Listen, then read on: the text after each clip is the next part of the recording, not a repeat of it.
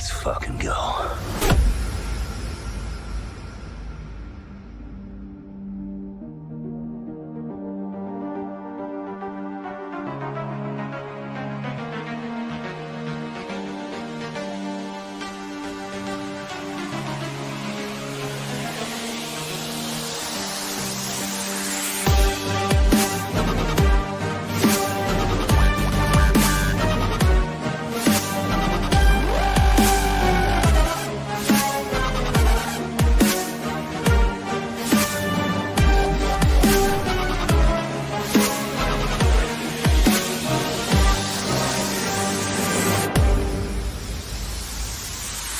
The Emperor has been expecting you.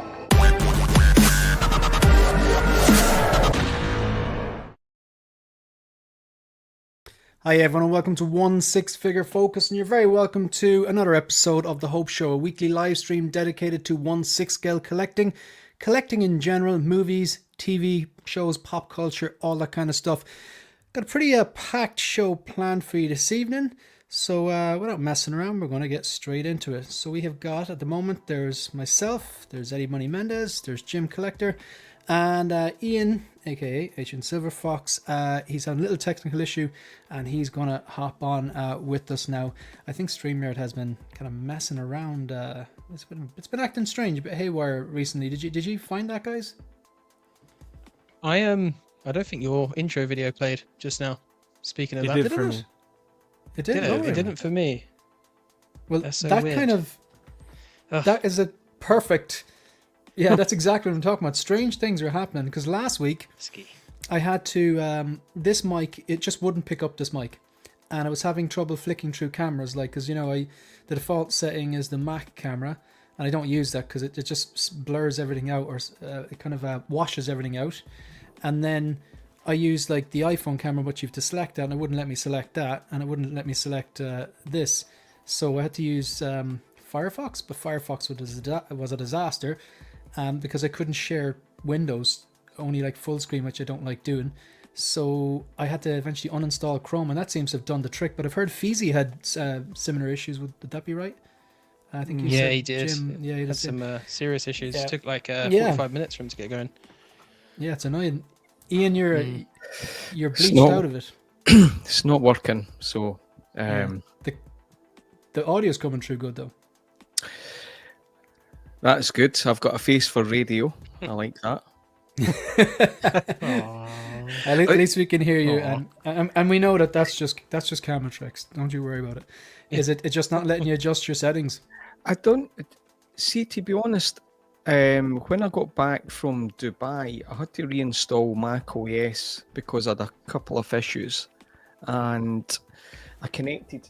So I bought a DJI Osmo 7 and was going to use my iPhone because I had a couple of issues with. I've got to work on Windows for work, and the quality through the phone, that was great, but then ever since I had to revert back on this because there was another issue, I don't know. It's just all blown out, so I don't know. And I'm changing settings, and nothing is changing. Nothing. Because that's why I changed. Well, there's two reasons I changed from the Mac camera. One was better quality on the phone, like the colors are deeper, it's not as blown out. And the second reason was then because I find when I was just using the actual laptop, it's one angle. You can't move it unless you tilt the screen itself, so it's kind of handy with the phone. It just kind of balances everything a bit better. But I've got the top Brio webcam I've had for 2 years. I've not changed that, and it's still Logitech one.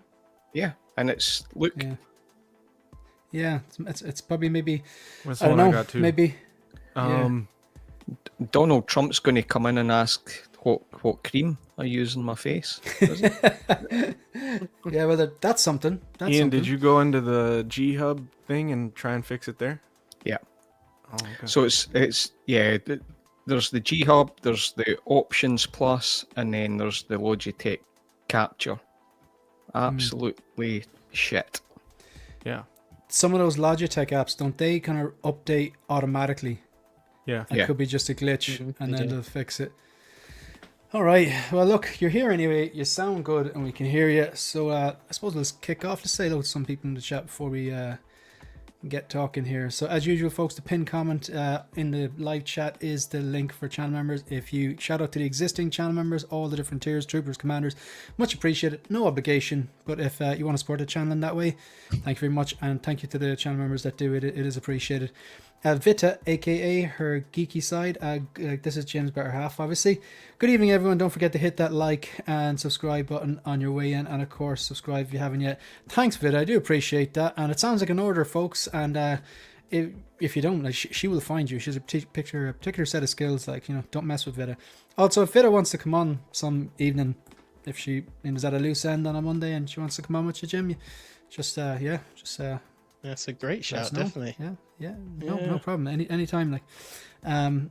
Of course, Jim is here as well, channel member and panel member, wielder of Blue Wrench. We have Thalia Meyer as well, all the way from Germany. Thank you very much for being here. We got Gio, the movie canon. Let us know what you think of or thought of Superman, Gio. Curious to hear your take on it. We got Sildarin. Thank you very much for being here. Mark Mitchell was chatting to Mark briefly today. Thanks very much for being here. A channel member, lovely fella, absolute gentleman, real supporter of the channel. And look, thinking of you there today, Mark. Thanks very much for tuning in. It is greatly appreciated. Thank you, sir. We have Ryan Smith, another channel member from the UK, big Dark Knight trilogy fan, big Batman fan here. We of course have, who else do we have? I'm just scrolling down. We got Mike Gell as well, and he said a voice for print. I don't get it. Oh, maybe it's a face for radio, a voice for print. Mean. He said he's kidding. They're going to go into fisticuffs. This panel has some Jimmy Olsen. I don't know who Jimmy Olsen is. Oh, Jimmy Olsen's the guy from Mutant Toes. Yeah, I get you. I'm with you. Yeah, I'm with you. That's quite funny. We got Caffeinated Comic Fan. We have Robert Feel the Burn. We have the Hummel Collector UK, who's here every week. Thank you very much. Vida is confirming it is in fact an order. We have Danny Spotchka, a rare sighting around here, and he's gone back to the original name of Danny Spotchka. This guy's talented artist and tattoo artist, I believe. We will be talking about that artisan Joker. Don't you worry, Danny. Danny, good to see you. Okay, folks. All right, let's get straight into something. We'll get straight into a topic, maybe.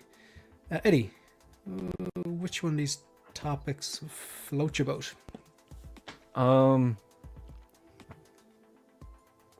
We could do new this week, I guess. Never start off with new this week. Yeah, why not? Anything arrive in for anyone? Nothing arrived for me, but I finally got an email that I'm getting the... Is it the Ahsoka show, Rex? The one that comes with the Phase 1 helmet and all of that? I ordered it from Underground, so I know it's like somewhat of an older figure now, but it takes a while to get to him, so that's the first thing I've gotten in a while. So I haven't got it yet, but it's coming into stock, so I'll get it soon. That's live action, wouldn't it be? They were guys in suits, would that be right? Yeah, that's pretty cool. Yeah. So that's en route, probably. Yeah. Good stuff. Did anything else? Any other emails or things to deal with? I think that's it, man. It's been slow for me. Good way to be. Yeah. Sometimes you need those weeks. You need those months. It's great when a bunch of stuff drops and you're like, everyone's excited about it and you're like, wallet is safe. You need those weeks. I have yourself, sorry, Eddie. Go on. No, sorry. I have the I bought a custom cape for the Man of Steel Superman, the Hot Toys, the old one, the first movie one. Oh, nice. And I have never. I think this week I'm gonna actually like attempt at modifying it with the new, because it's not like everything else where it's an easy swap.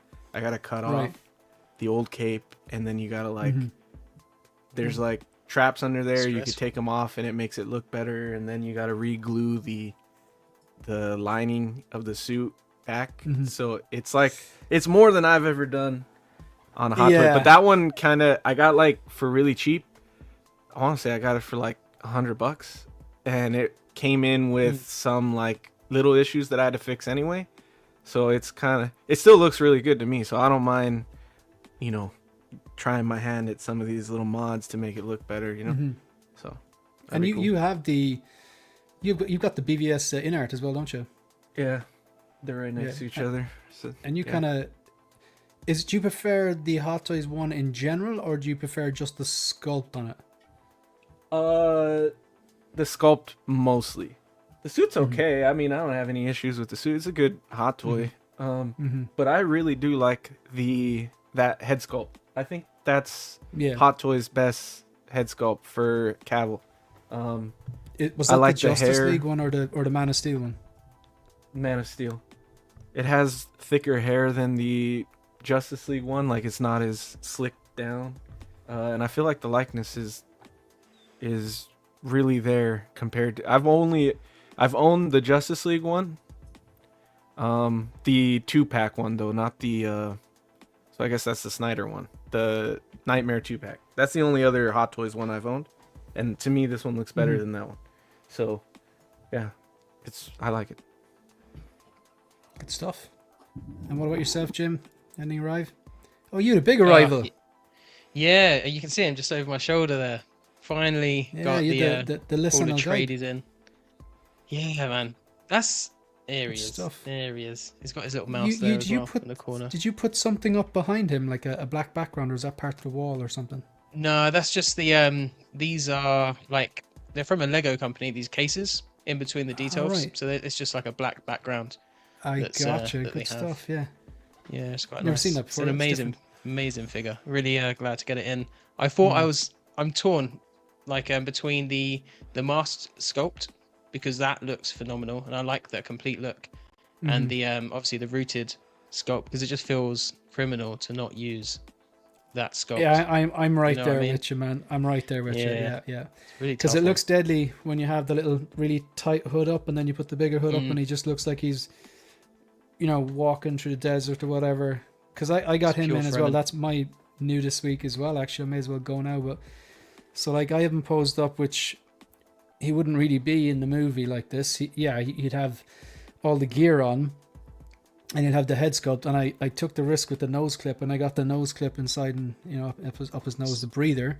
I haven't tried that. But he wouldn't really have the sand hooks, the sandworm hooks in his hands if he didn't have the mask on, because he's not going to go ride the sandworm without the breather on and the hood up. But I just look at my first pose I went for, and I quite like it. It still needs a tweak, but I managed to get the little Muad'Dib mouse just slotted his feet underneath part of the robe there on his shoulder. Yeah, I like that. That's pretty cool. Yeah, I like the inclusion, seeing as that was one of the reasons I went to get it from INART. But yeah, the mouse is pretty good, surprisingly. Like, I didn't think I'd care about it, but I got it. I'm like, damn, that's pretty decent. And it's kind of like it's kind of a big thing, really, and a definitely reference where it's where he gets his name from. Yeah. Is it Usul or is it Usul? Is that the name of the mouse, or is it? It's not Muad'Dib, is it? Muad'Dib. Muad'Dib. Yeah, like Muad'Dib. Yeah. Yeah, that's it. Yeah. So we were both kind of in the same boat. We just kind of got it within a week or two of each other. I'm very impressed. I'm happy, first of all, that there was nothing broken, that I got the rooted head sculpt, because I know a lot of people got the sculpted when they ordered the rooted initially, and the legs were the same length, because I know Ben Thomas had an issue with the legs being one longer than the other, and the breather was okay, so very, very happy with that. I'll be doing a review this week. I don't have any photos of the prey, because shame on me. I'm very, very busy the last few days. My parents were up, so prey is still in the box unopened, but I'm gonna experiment a bit that this recorder review, get that up, and then I'll go to the prey. So that was my new this week. Ian, any action on your side of things? Sorry, I'm trying to dick about with this camera setting, so apologies. That was actually a bit better. You look a bit darker, but your background is not as blown out. Yeah, it's still a bit off. I don't know what's going on with the Mac OS. Anyway, new in this week. It's been a few weeks since you've had this lovely Scottish man on, haven't you? Yeah, so. Who are you talking about? I only see a prick. Oh, sorry, Ian. Sorry, this is how I show affection. Yeah, it's. Hey, we know that, but some of our colonial cousins might not. Oh my God, it's blown out again. Leave Jim alone. Ian, what are you he doing? Didn't do anything. The abuse. The absolute abuse. What the hell? Right. Right, hold on. Till I see this camera again. Give me 2 ticks. That it was almost there, but something's very temperamental. Your face is too pretty, and it can't handle it.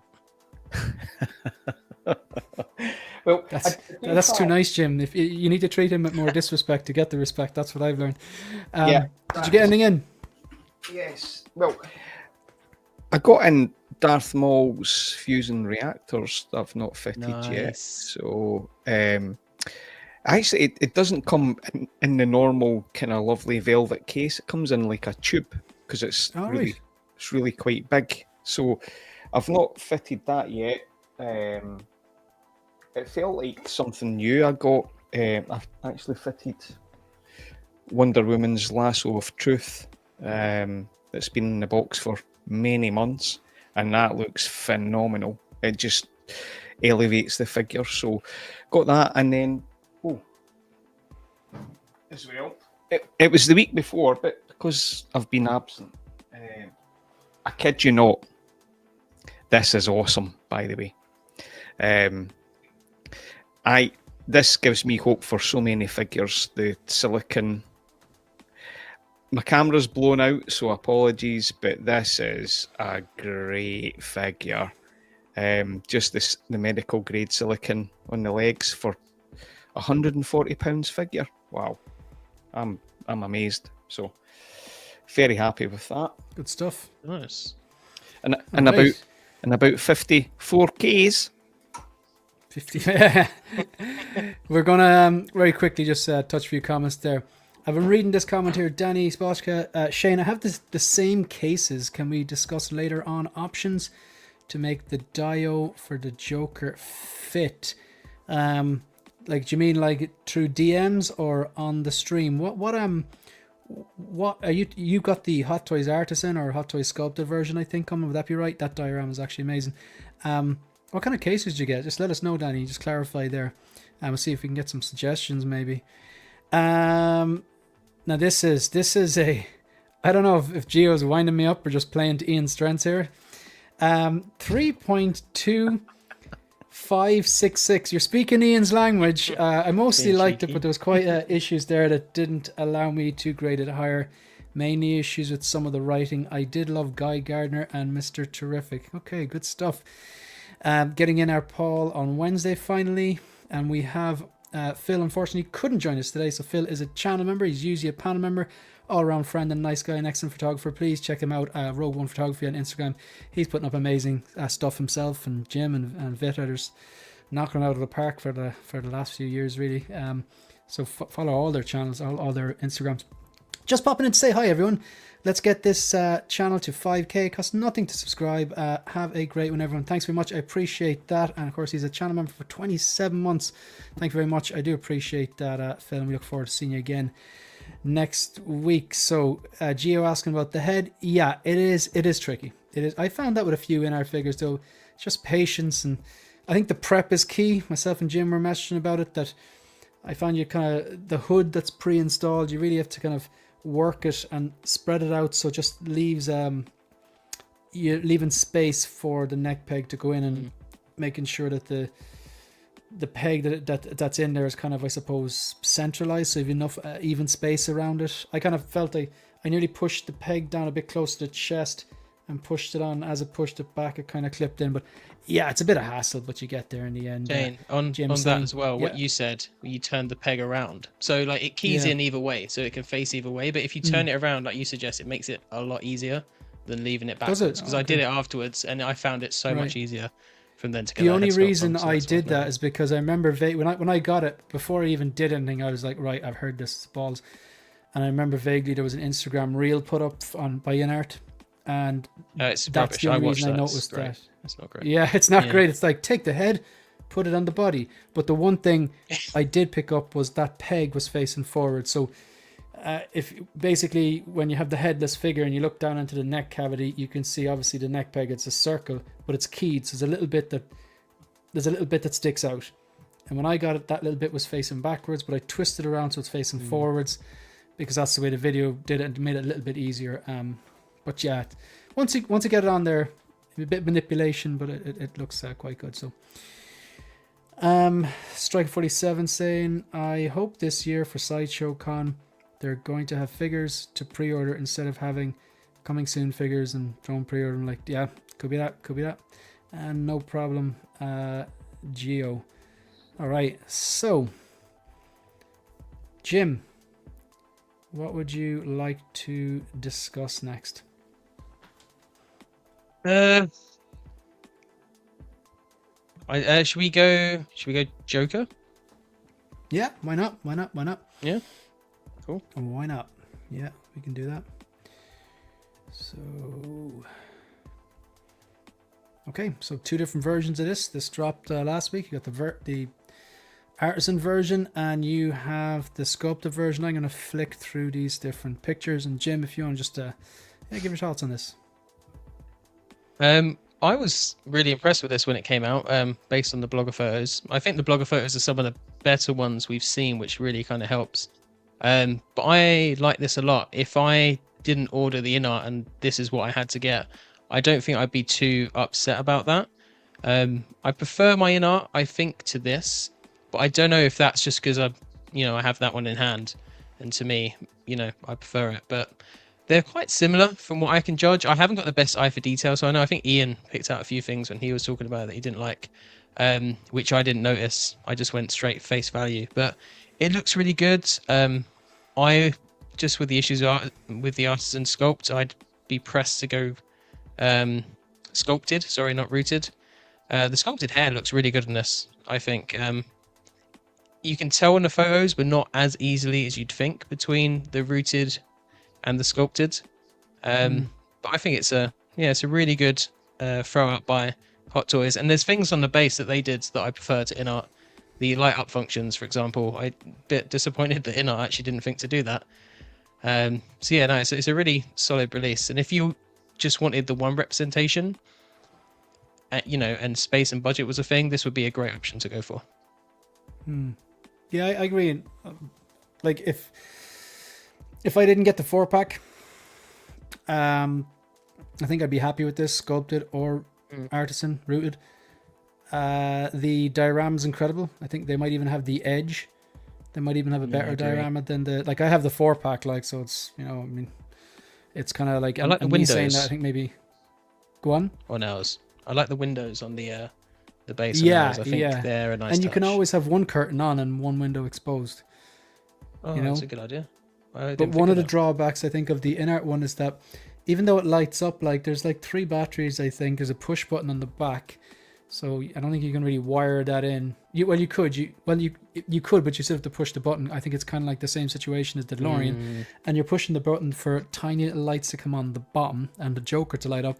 And then the 2 spotlights are these tiny little fishing line batteries. If anyone has the INART Robert Pattinson Batman, the same type of battery that plugs into the torch. You basically have to unscrew the back of the torch and press it and then screw it back to torch again.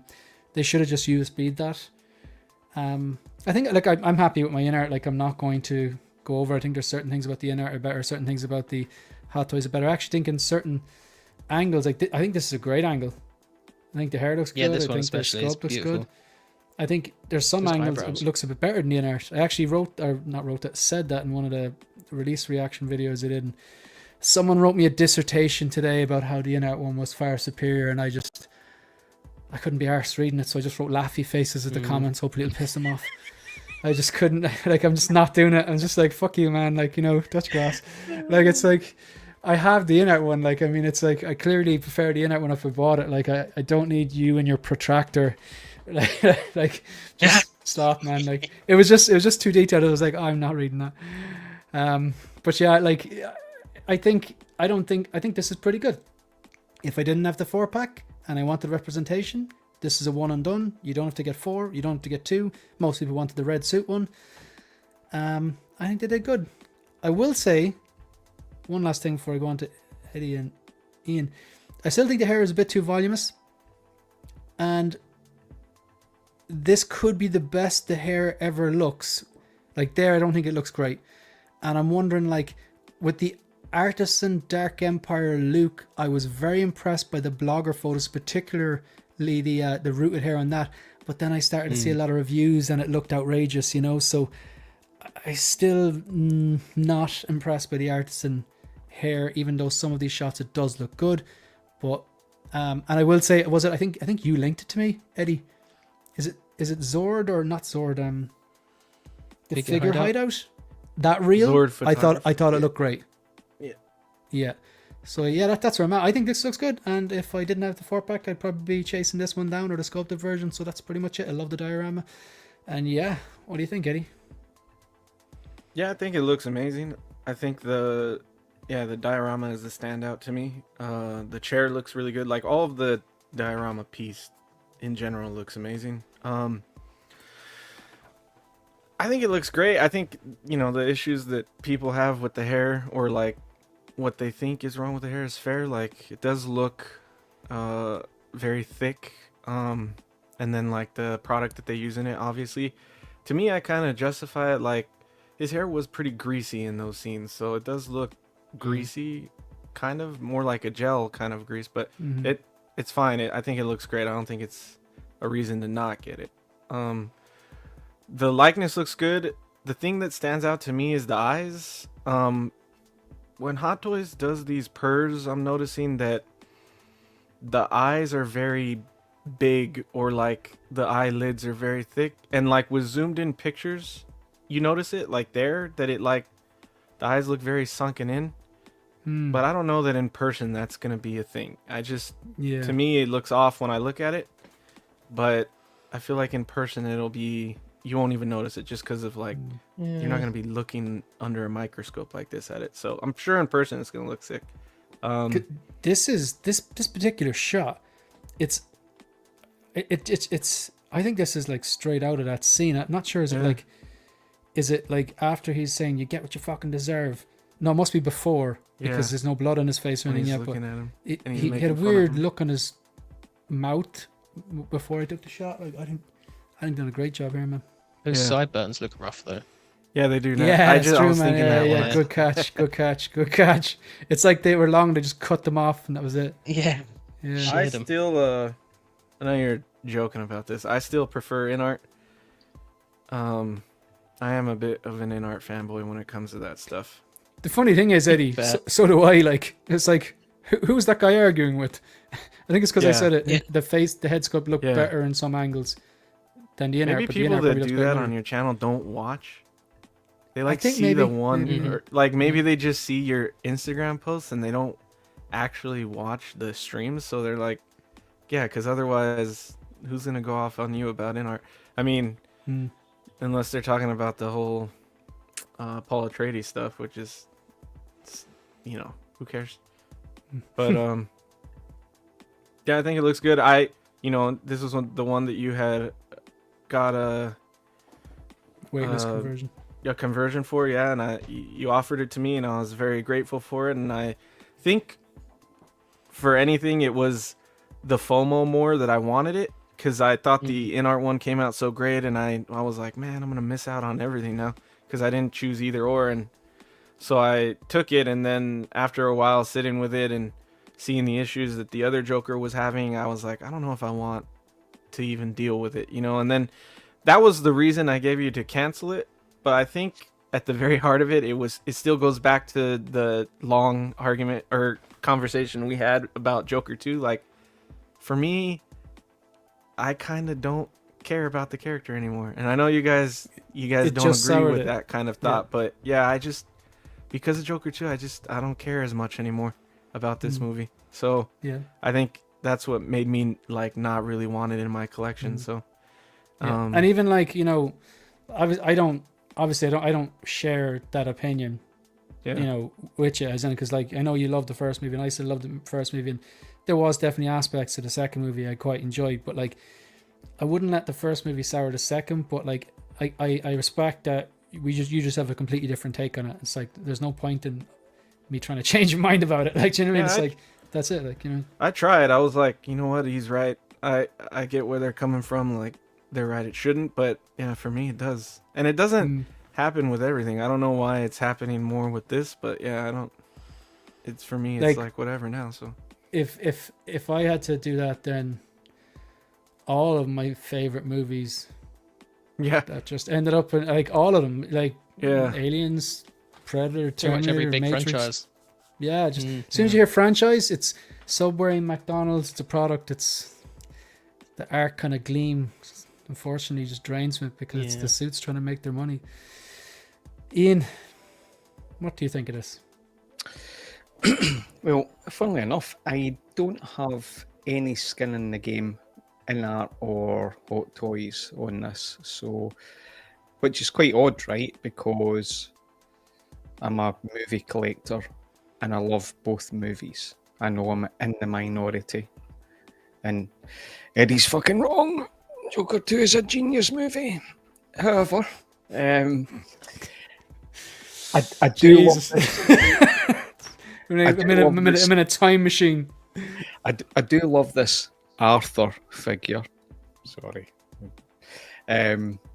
It's a good figure. I do have issues with this one particularly. Listen, I might pick this up down the line, but I'm definitely not picking it up just now. In my opinion, the tailoring is a bit better. The head sculpt's better.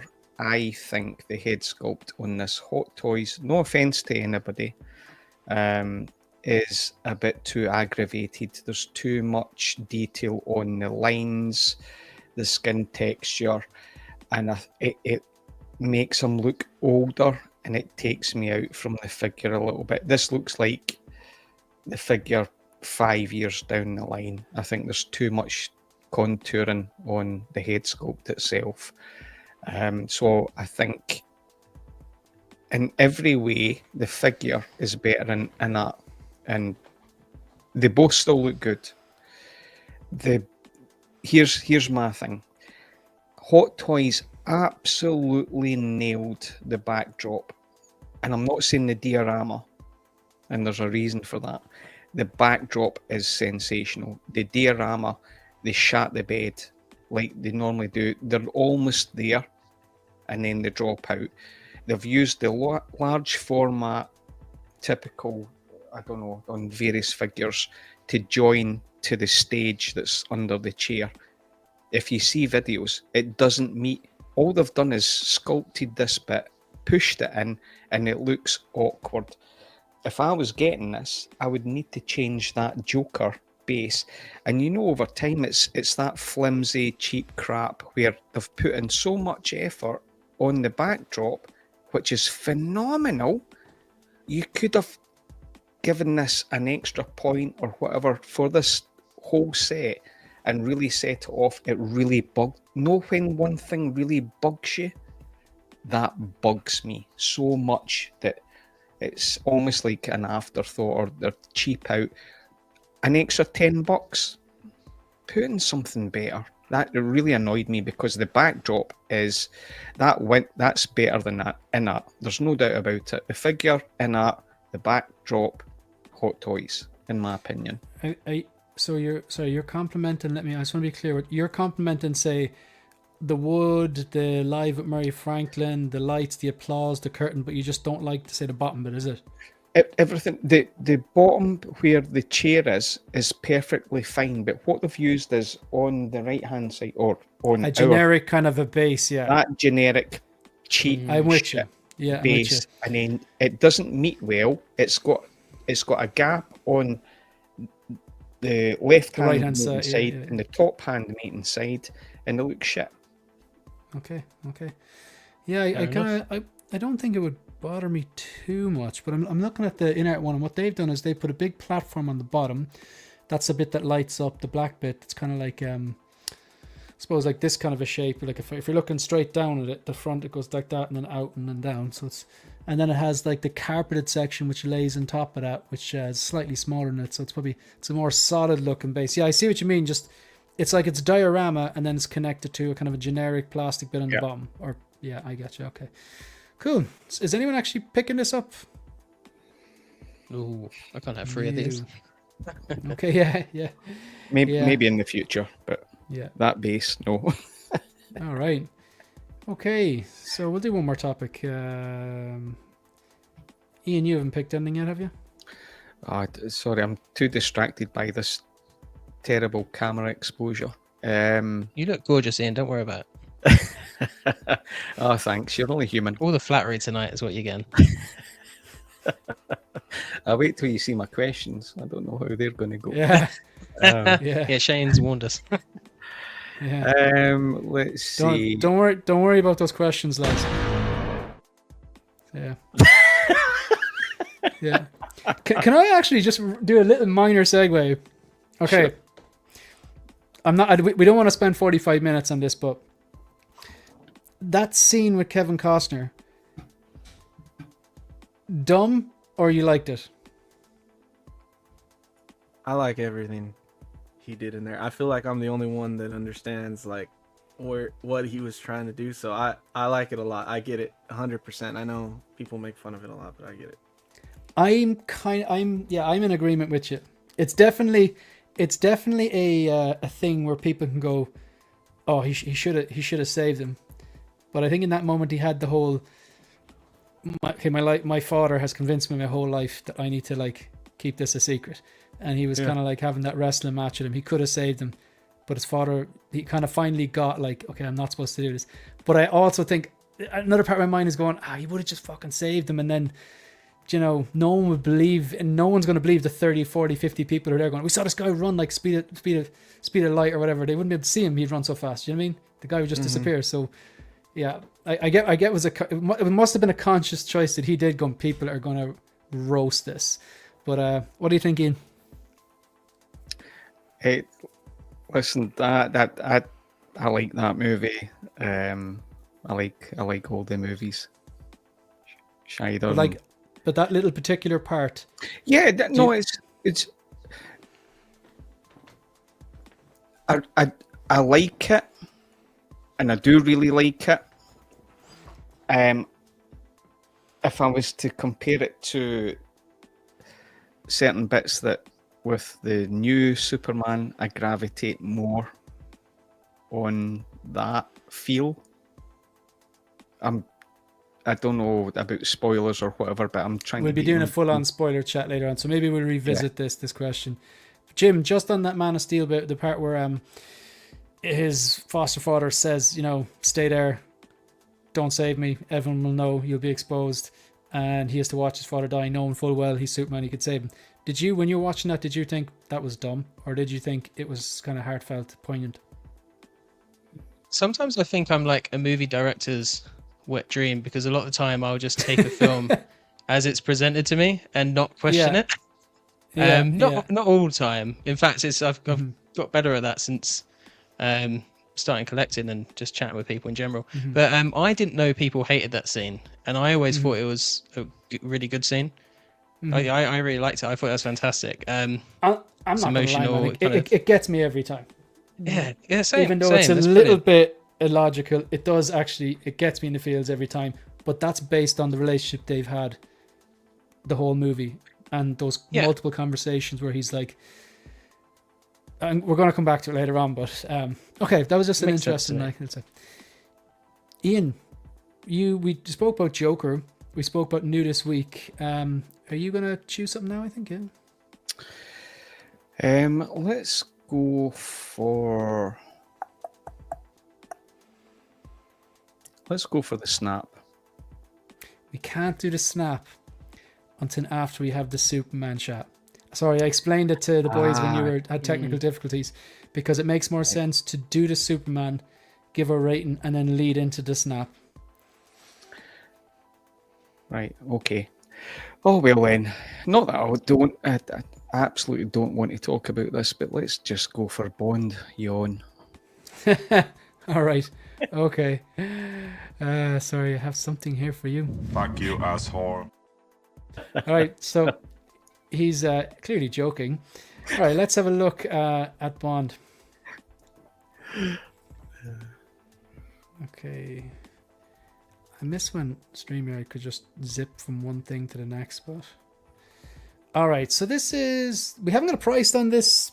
It's not up in Sideshow. Ian, tell him why.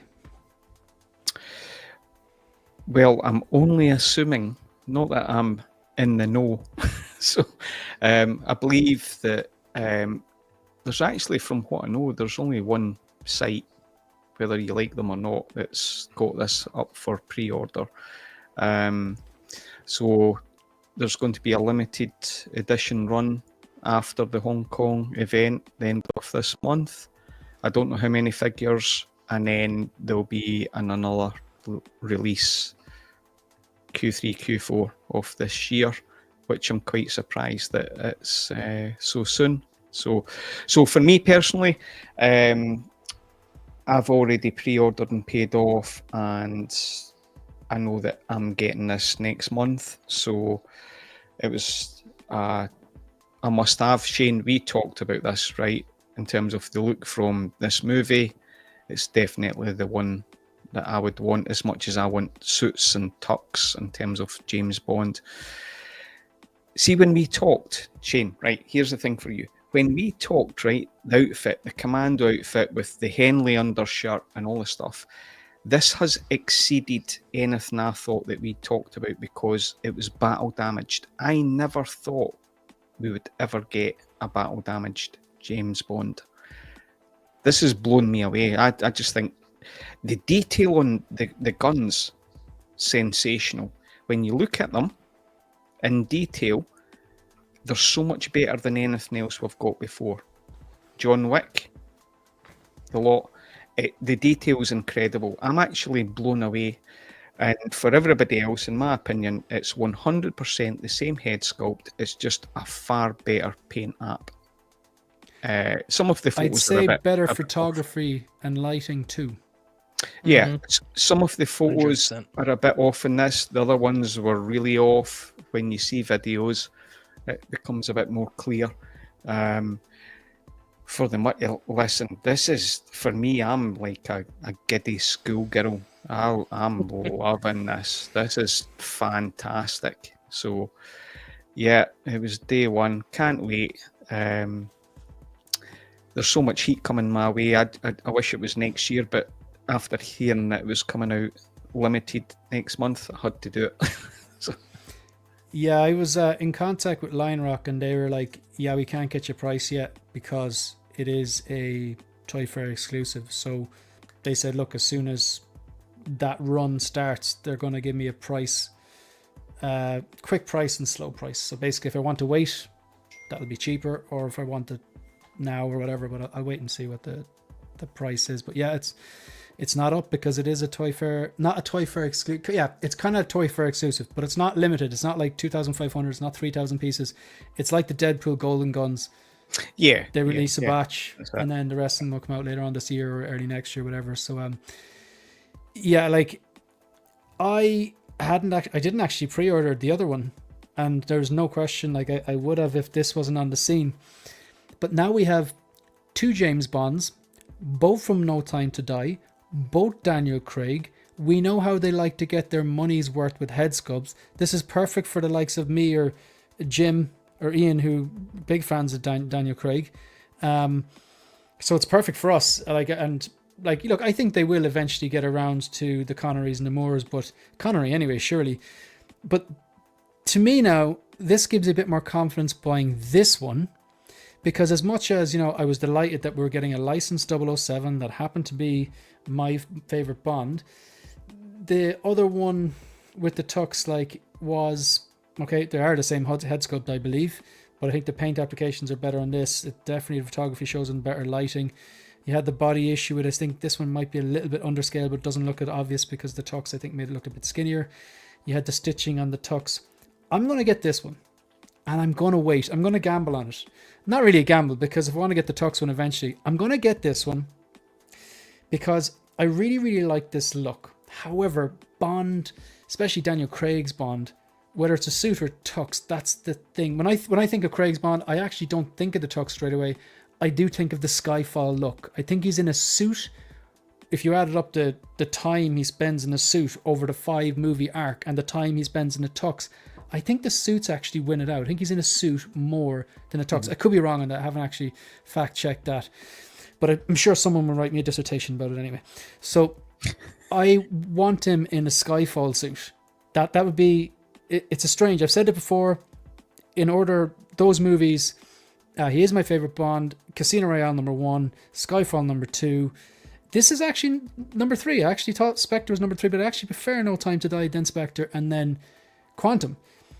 So although Casino Royale is my favorite Bond movie, I think my favorite look is the Skyfall suit when he's going to rescue M in London, and she's given that quote from, I can't remember what kind of poem it's from or whatever. She says she's under pressure, so she's been kind of I don't know, is it court martial cross-examined, and they're questioning her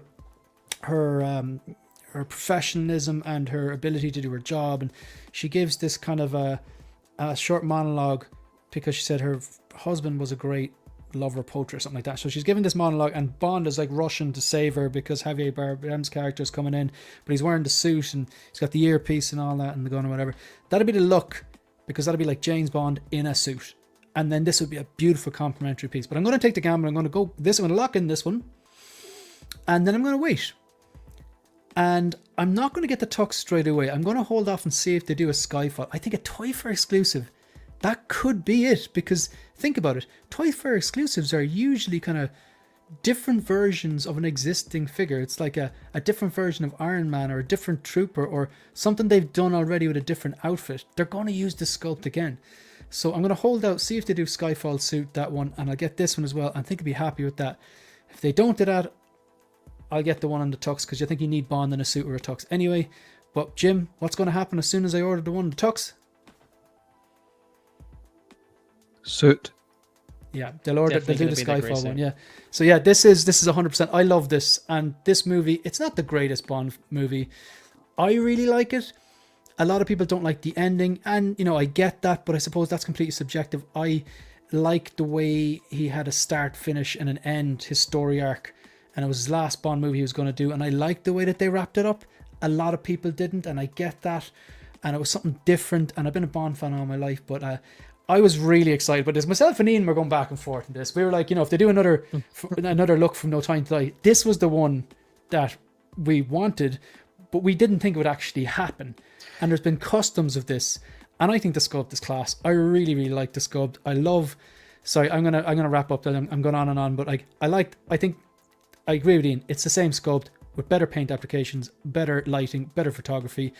I think it's a better likeness to Daniel Craig. It's still not perfect, but I think it's a solid 8, maybe an 8.5.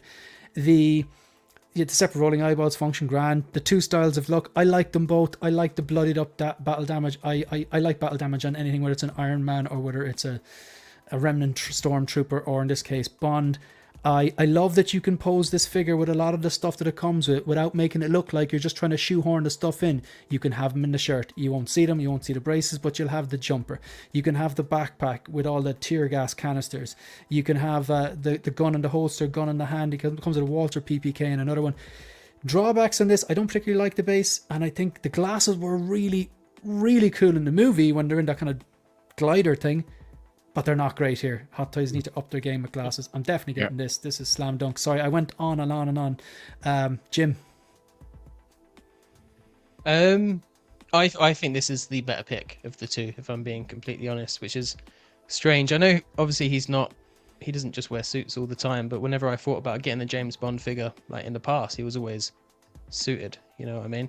So it's interesting that this is actually my preferred pick, but it does look better, whether it is just better photos, but like what you were saying, just the tux just made him look a bit too skinny. It didn't look like it was tailored particularly well to him. The body proportions didn't look great. This one looks so much better. I definitely prefer this. I like the battle damage look as well. I can be a bit of a sucker for battle damage. That is true. The film, I've seen it once. I need to watch it again. I saw it in the cinema, and that was it. I never picked it back up again. I really liked the ending. I'm kind of with you guys. I thought it was great, again, because it was a whole story arc this way. Whereas James Bond's always felt kind of episodic in a way, of it's just one episode and then another episode, not very related. So I kind of like how they did that throughout. And, his character arc was actually quite interesting, of how he started and finished. Yeah. Yeah. Because you see him earn his 00 status. You literally see the birth of his 00 journey. And you see why he's a cold-hearted narcissist womanizer. I don't trust anyone after Casino Royale. You know what I mean? Oh, yeah. Yeah, and you see his relationship with Moneypenny. motivation. Yeah. He's not like a perfect kind of spy in these films, and that's what I quite liked about it. Ruthless, but not perfect spy. Still very suave though. That's the important key. As for getting this, I'm off pre-ordering. It's rare that I pre-order at the moment. So I'll probably wait till this is released and decide then if I'm going to pick it up, because I'm still deciding if James Bond's something I actually want to like buy a figure of. You know how you'll have like these franchises or shows or movies that you love, but you don't necessarily need it in collection form. This might be that for me. I'm not sure yet, and I think that's purely down to the choice we have these days, right? So we'll see. So I'm not sure if I'm picking it up yet. I'll wait to see it on release, kind of where I am, space, finances, and all of that stuff, and then we'll see what happens then. But I definitely prefer this version. It's a much better pick than the first one. Yeah, I think it's not any more exciting, but the drawback that there's pros and cons. It's more exciting. There's more going on. It's his commando look, but the drawback is it's not his classic look. It's not a tux and it's not a suit. But one of the drawbacks of what they did with the suit is the stitching and you take off the jacket and the body is very small, and that's a bit off-putting.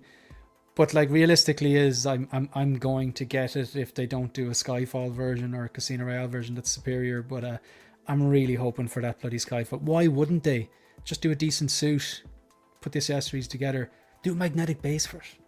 That'd be awesome. Eddie, it's not Ethan Hunt, but I think if you watch these movies, you'd like them. But you haven't seen any Bond movies or no Craig movies, no? Not yet. Still haven't. Sorry. Jesus fucking Christ. Me and Victor are rewatching all of the Fallout Mission Impossible. Fuck, man? Exactly. Eddie's just getting abused, man. Eddie's getting abused. I'm with it. The Mission Impossible is good. I'm enjoying those films. It was really never fun. Like I don't know. I just never. We talked about it before. I just never. Yeah. My mom usually made me watch them, and I never got into. She didn't like these, so I didn't watch these. I played some of the games. I really liked the games. GoldenEye. And I would love. GoldenEye. I'm sure if I watched these, I would love them. I think it was the actor. I never really like gravitated to this actor. I only knew him from Tomb Raider, and that's a stupid movie. I like it, but it's in Tomb Raider. He's in Angelina Jolie, Tomb Raider. The first or second one. I don't remember. Eddie, it makes sense when I think about our LWO show. You can't makes drink sense. for shit, and James Bond can drink. Right? And who? That's what I'm saying. Who can? That James Bond can drink. All right. I was having an off night. Kobe didn't win every game he played. Everybody has an off. You just compare yourself. That was one of my favorite streams ever. That was so fun. Yeah. Plus, when you're, a guy of my status going up against a guy of your status, I don't want to say you're more experienced than me. Just call it as that. I'll say it. I feel like there's a lot of factors we're not getting into here. Ian's probably practiced a lot more. Right? I don't think that's an insult. Context is needed. But go on. Yeah. I think the figures look sick though. I do think this is the better of the two. Like this one just looks cooler to me, and kind of the same way. You give me shit for guys with swords, like characters with guns, or those. Any kind of John Wick, Ethan Hunt, Bond. Usually I like those kind of movies too, so I'm sure if I watch them I'd like them. It was just never a thing. And even Mission Impossible, I didn't watch those until like 2023 maybe. So like it was recent, and I fell in love with all those, so I'm sure if I give this a shot, there's a good chance I'll love them all. But I do think it looks good. I think I agree with everything you guys are saying about like the proportions on this one looking better than the suit. I even agree with Shane, like I've never seen the movies, but I know references to Bond and stuff, and I feel like when I think of James Bond, I think of a suit too. Just the suave, cool version of him more than just the action stuff. So, it does. If I was a Bond fan trying to buy him, I think I would want a suit, but I would want this too. But I feel like you need the suit. I don't know. I could be wrong because I'm not a Bond because guy. it's like do you want a Mark III Iron Man, or do you want some like random kind of Iron Man that he uses once, which is cool, but it's not the like the Mark 47, for example. Like I like the Mark 47 and all the silver, but it's like, or the Mark 5. It's like cool suit, but it's not really like one of those primary suits that you use, like the Mark 7 or whatever. Do you know a few drawbacks though? Like the head sculpt looks great until I think there's one of these photos. Those glasses look bad. That's a drawback. Yeah, they do look really. There's a few. Those glasses are next scene- atrocious. Yeah. Yeah, There's a few. I think it's this next 3 photos. I don't know what's going on. It looks like a Is completely that different angle sculpt. of his face? Yeah, that's poor. And The left side. why didn't they do a seamless arm? Even just one seamless arm, Yeah.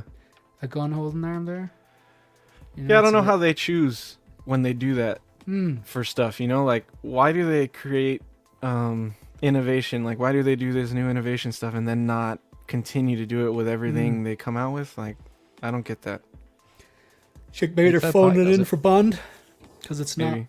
Disney. I do like that you guys are super giddy about it. Like you said, Oh, you we're were so going giddy, off. man. I Giddy. like that, and I like I love I like that they're doing something that's not the normal IP. Like, and this is a huge IP to do, you know. So like, that's really cool to see at the very least. Even if you know you're not a big Bond guy, like, it's still cool to see something else other than It freshens main things popular. up, Eddie. Like, I mean, yeah.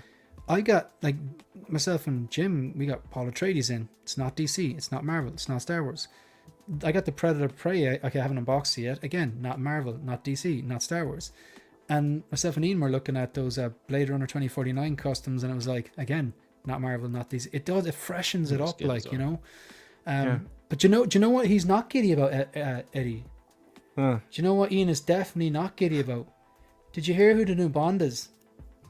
Is it Yeah. announced for sure? Fuck Well, that it's shit, not. It's not. man. It's not announced yet. But do you want to tell him? Or will I? Susan Boyle.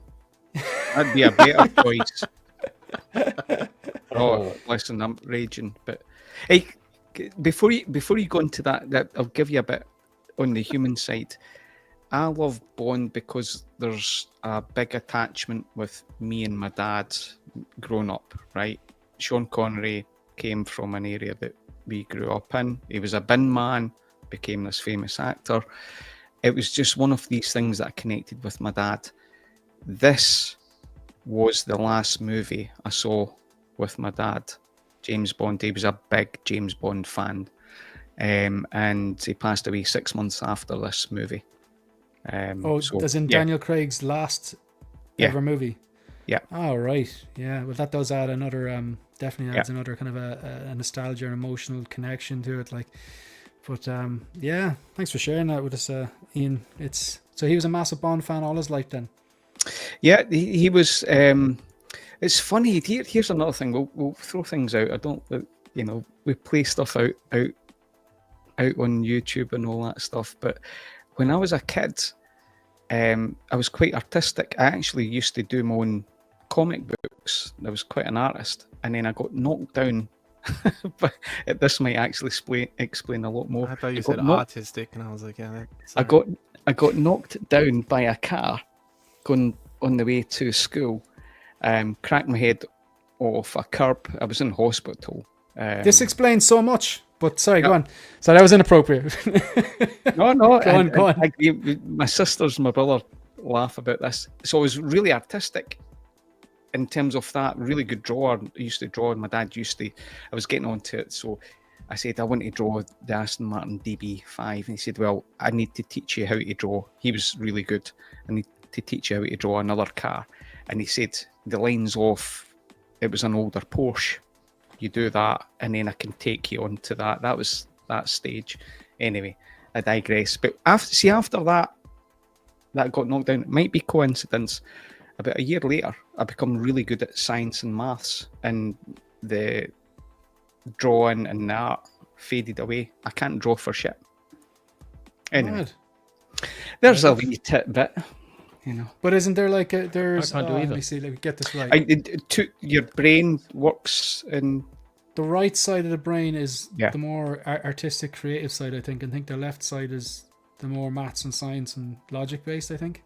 Yeah, so I said to my brother, if I got hit on the curb on the other side, I'd have been, I don't want to say the word, but I'd ended up like him. Salvador Dali. No? No, She would have been an just, artiste. It would have just been low IQ. Well, if you got hit on the other side, you'd be a Picasso. They'd be picking your ass off the ground. Sorry, I couldn't. I had to do it. Yeah. Look, I'm gonna. But I'm glad you're not dead, Ian. Do you know? We're gonna go through some of the chats here.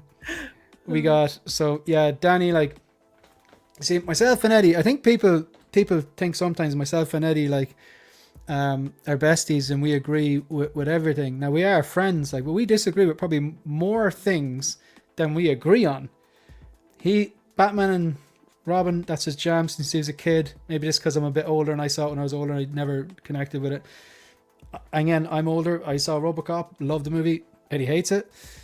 Andor, we're not going to go over there again, but we know we're both stand on that. Do you know? So it's like it's Danny. He's not a RoboCop fan at all. Don't mention the war, man. We got Graham / Grant. Graham, thanks very much for tuning in. What's up, Shane? Panel and chat. Thanks very much for tuning in, Graham. And who else we got? Flicking through. We got the Moose in the house, and yes, a few people chatting amongst themselves. All right. So you're in on this. I'm in on this. Jim is deciding, and Eddie's holding out for Ethan Hunt. You know, I actually watched all those movies, Eddie. Like, I had seen only the first and second one, and after our conversation, I went down and watched them all. I actually really enjoyed them. Them. Yeah, good watches. We're back to you, Eddie. What do you want to... we can do Joel. Nice. Cool. Take us away there. I'll flick through the photos, but you just let me know if there's any particular photo you want me to stop on or go to or whatever. But yeah, work away, man. I haven't really looked like at the photos in depth. I think because I'm not super interested anymore. I think it looks amazing. Again, a guy with a gun, like sort of like a lone wolf. I just resonate with that kind of mentality or those characters. So, and I love season 1. I never played the games. I love season 1. I thought it was amazing. I love Joel's character. I'm a big fan of Pedro.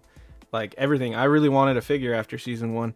I was looking at the Toys R Us one. I think the Toys R Us one looked amazing to me.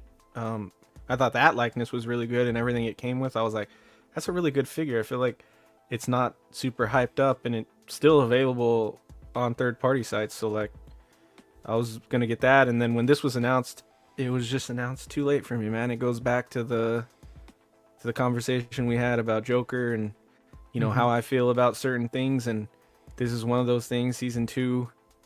You know, I didn't love it at all. I didn't even finish it. And I knew what was going to happen. Like, I don't have to spoil it or anything, even though I feel like it's a spoiled thing. I think it's the worst kept secret ever because I didn't play the games. And before I even watched the movie, everyone was telling me what was happening. It was like, it was impossible to avoid. Yeah. Yeah. We don't have to get into like, you know, the whole what they decided to do, everything. Just for me, it killed it for me, and I feel like I don't need the character anymore, which kind of sucks because, you know, that's never a good feeling when you love something and then you're like meh about it. So, but I think the figure's good. I think if, you know, everybody seems to be able to put those kind of things behind them, I think it's a great figure. It's another cool IP that isn't the main stuff I like.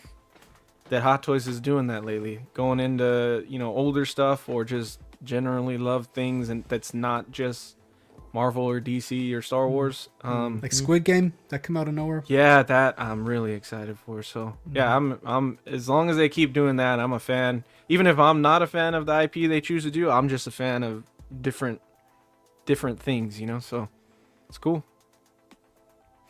Yeah. I'm going to wrap up my thoughts really quickly on this. So, look, if you've been following the channel, you know the collecting is rooted in my love of movies and TV shows. Like, it's it doesn't have to be the comic book, or if it comes from a comic book or a game or whatever, or a cartoon, and it translates into a movie well, or a TV show well, I can get on board.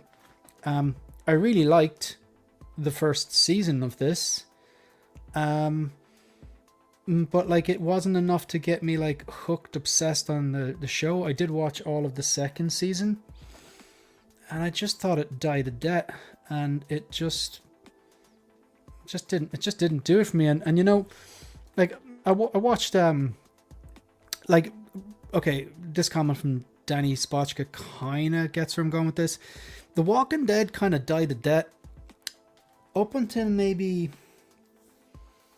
Negan comes on board, and maybe another season after that. I was like, this is just quality TV. And then the last few seasons, I don't know how you feel about him, Danny, but the last few feelings, I was just like, nah. But yeah, I think I would prefer a Rick Grimes over a Joel Miller.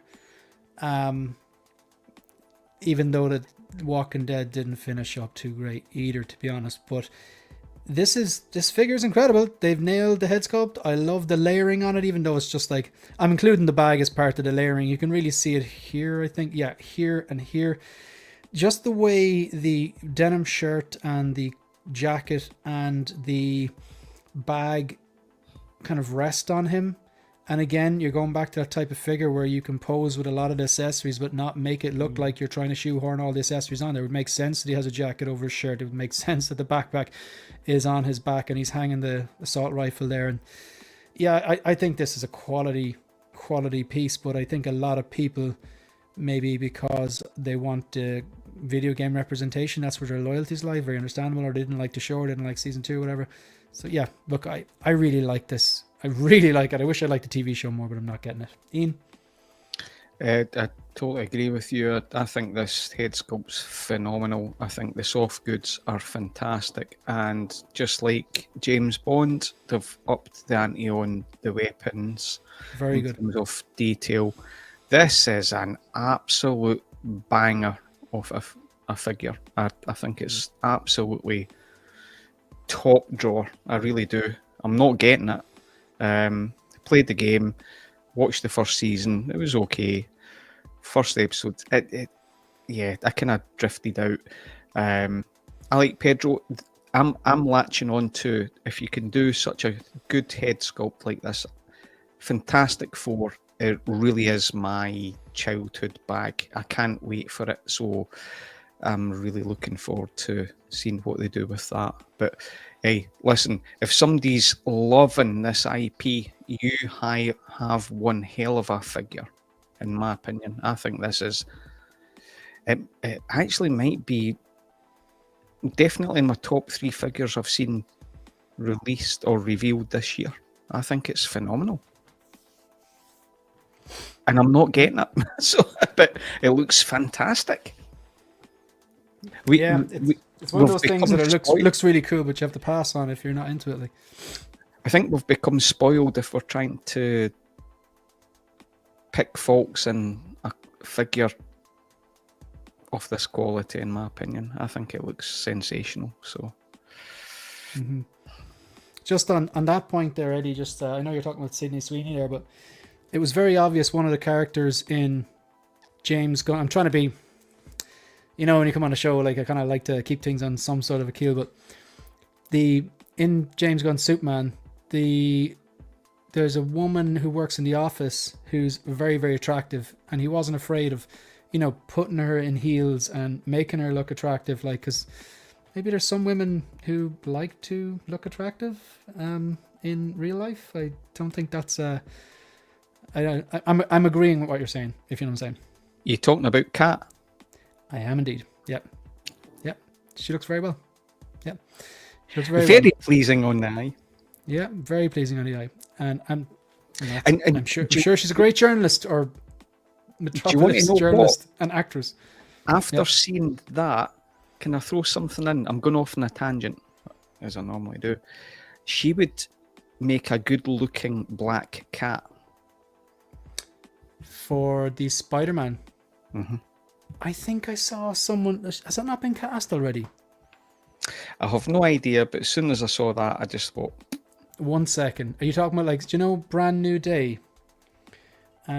Brand New Day. Oh yeah. Black Spider-Man Cat 4. casting. Yeah. I'm nearly sure it was. It could have been a rumor now.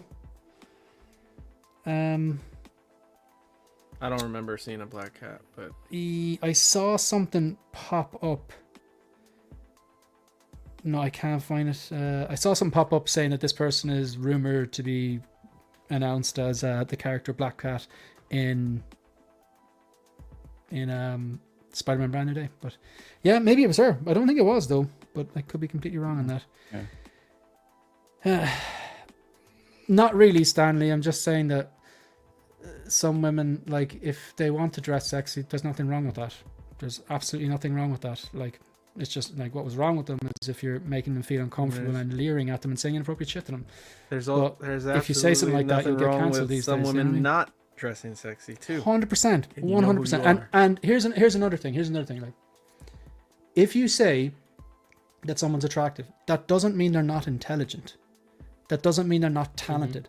That doesn't mean they're not a good mother. That doesn't mean that they're not a good girlfriend or sister. So, and again, I know you're not taking a dig, like, but maybe just did enough so that I was really clear on what I was trying to say. Thank you, Stanley. Yeah. And Stanley's saying Sydney Sweeney is rumored to be Black Cat. She was I in feel the like- Spider-Verse already. So Yeah. I don't think she's going back.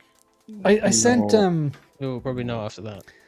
I sent Eddie a message the other day, and it was like, I've come to the conclusion that there's 5 actors Yeah.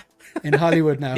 Yeah. It was who was it? It was Pedro, Tom Holland, Sydney Sweeney, Florence Pugh, and someone else. They're just everywhere, like. So Yeah. Forget Zendaya. Zendaya. that was the other one. That was the other one. Yeah. Yeah. So Tom Yeah, Holland good man, and Jim. Zendaya own a monopoly, right? Almost. Yeah. Between the two of them. Do not. And then when they have talk about- kids, they're going to be in everything.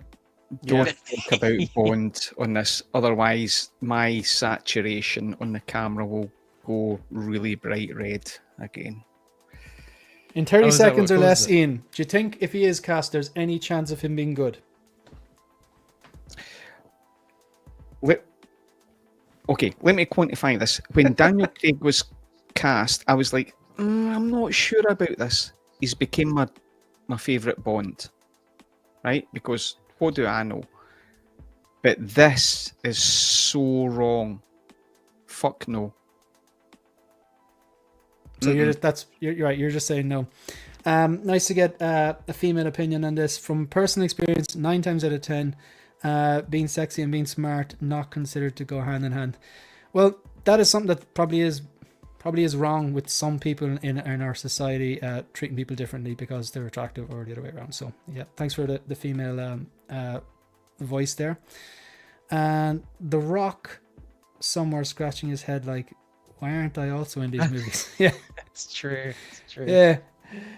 I think everyone's still annoyed at The Rock for I think the whole Black Adam thing. Yeah. Yeah.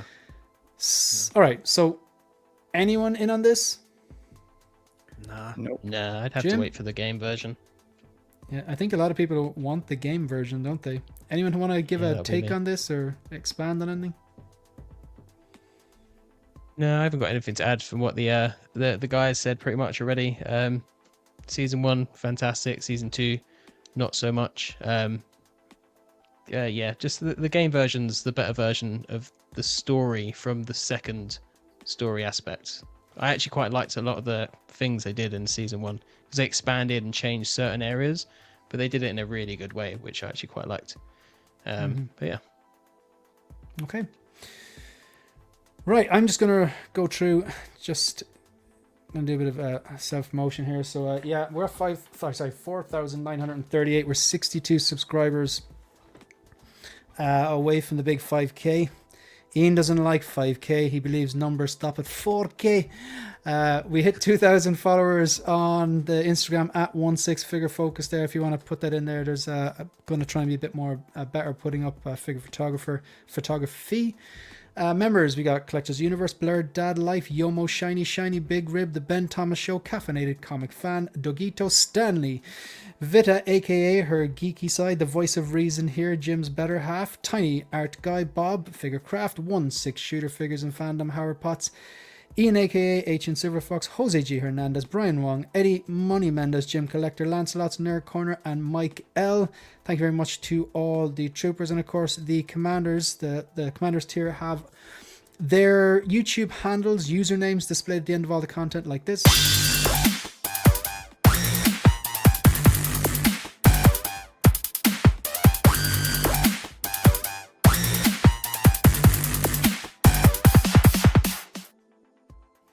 New videos, my thoughts on the Hot Toys Superman announcement, my thoughts on the INART Superman announcements, my thoughts on the Joker artisan version released, and of course the 007 James Bond Commando outfit. Okay, so we're back to the grid. Jim's not here, so maybe we go Eddie. Could be time. Could be. What you want to talk about? Is it? I mean, we could get. We could either get one of these other ones that I don't think any of us care about out of the way, or just not talk about. Let's talk about Anakin, or do you want to talk about the? Just quick. Anakin. I'd rather talk about the Death Stranding one, but okay, it'll be super quick. I'll play the video. So. Oh, I don't know about that. Oh. Okay. No, I actually haven't got a lot to say about it. So. No, I hate sharing my sharing. Sharing my sharing. Okay, 1 second. I'm gonna mute my notifications. GDPR leak. No, it's not Yeah. actually. It just says a link about Superman. So mute all notifications. Okay. Now ready. Okay, so I've got the video lined up here. So correct me if I'm wrong. This is Norman Reedus, his likeness in a character he played in a game called, I don't know the name of the game. What's it called? Shane, I'm you've seeing got Anakin. This It's is shown confusing. Anakin up for me. Oh, sorry. Yeah, same. There we go. Okay, sorry. So is it Hideo Kojima? Is he the designer of Metal Gear Solid? Yeah, so he Yeah. produced that game. Okay. So what's the name of the game? Death Stranding. Death Stranding. Okay, and Norman Reedus is his likeness is used for the character called is it Sam? Yeah, he's the main character, voice actor, Okay. and everything.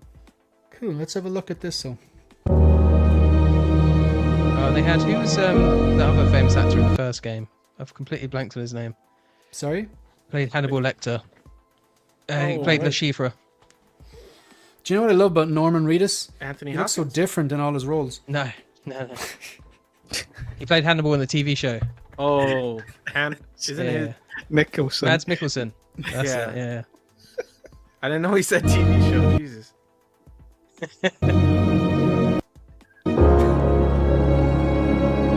His favourite was phenomenal.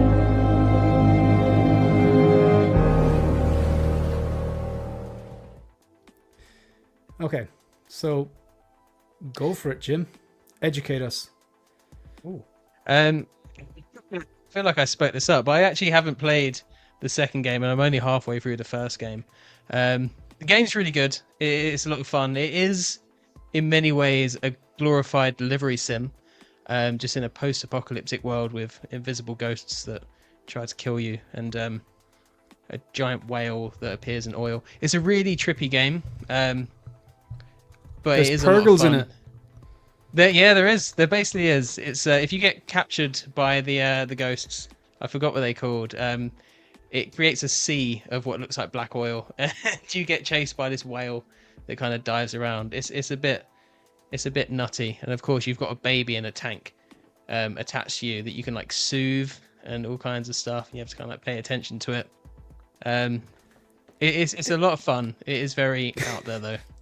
Like, I just saw Norman Reedus in a mech suit and I was like, man, this looks badass. I need to get myself a PlayStation 5, but thanks for it's saving me not like that. €500, It's Jim. not like But Yeah. so Still you play played it. I'm Is not it talking good? about- yeah, it's like it's in terms of gameplay, it's almost like a movie in many aspects. Like cinematography, the graphics on like the surrounding, just the area, like the landscapes, really like beautiful. It's nicely done. Very atmospheric, very cinematic. I definitely recommend it. The story's a bit bonkers and out there. But then Metal Gear Solid was kind of similar from what I remember from that as well. But yeah, I quite liked it. The most exciting aspect about this figure for me, though, is that they're doing another video game IP finally. Like that makes me quite excited to see what they might do. Like 100%. We're talking about The Last of Us, they might do the game if they've already got a license. I don't know how it works. If it's a separate license to the TV show, it might be, and they'd have to get the game separately. But if they're already doing different video game IPs, I think they could dive into that quite nicely. Maybe they could action Eddie's pitch from Master Menace as well, because I voted for that one, Master Chief. That'll be fantastic. So I'm just excited to see him do more with the video game line after years of just treating it like an excuse to do skins of different characters to a certain degree. So it's exciting stuff. Good stuff. I think it is exciting because, I mean, people for the longest time were complaining that it was just like Marvel, DC, Star Wars, and now you've got James Bond and John Wick and potentially the ballerina, and you've got Squid Game, and you've got those characters Squid Game from that was good. League of Legends, Arcane, whether you like them or not, they're there and it's different, and I think it's good. There's something for everyone. Like, I mean, not everyone, like I know no, Eddie hates this, but I post on every single Hot Toys announcement about that bloody Andor, but like I get that people, even if it wasn't Andor, Eddie would still hate it, but I don't expect him to do it. But like, it's sometimes things come out and I'm just like, oh, that is very cool for those who are into it. And that's how exactly what I felt when I saw this guy. I was like, oh, computer games, these gamers been mad for this stuff. Like, so maybe they do a Last of Us, Ellie and Joel, and people would lose their minds. Or who's the Star Wars guy everyone wants, the ginger fella?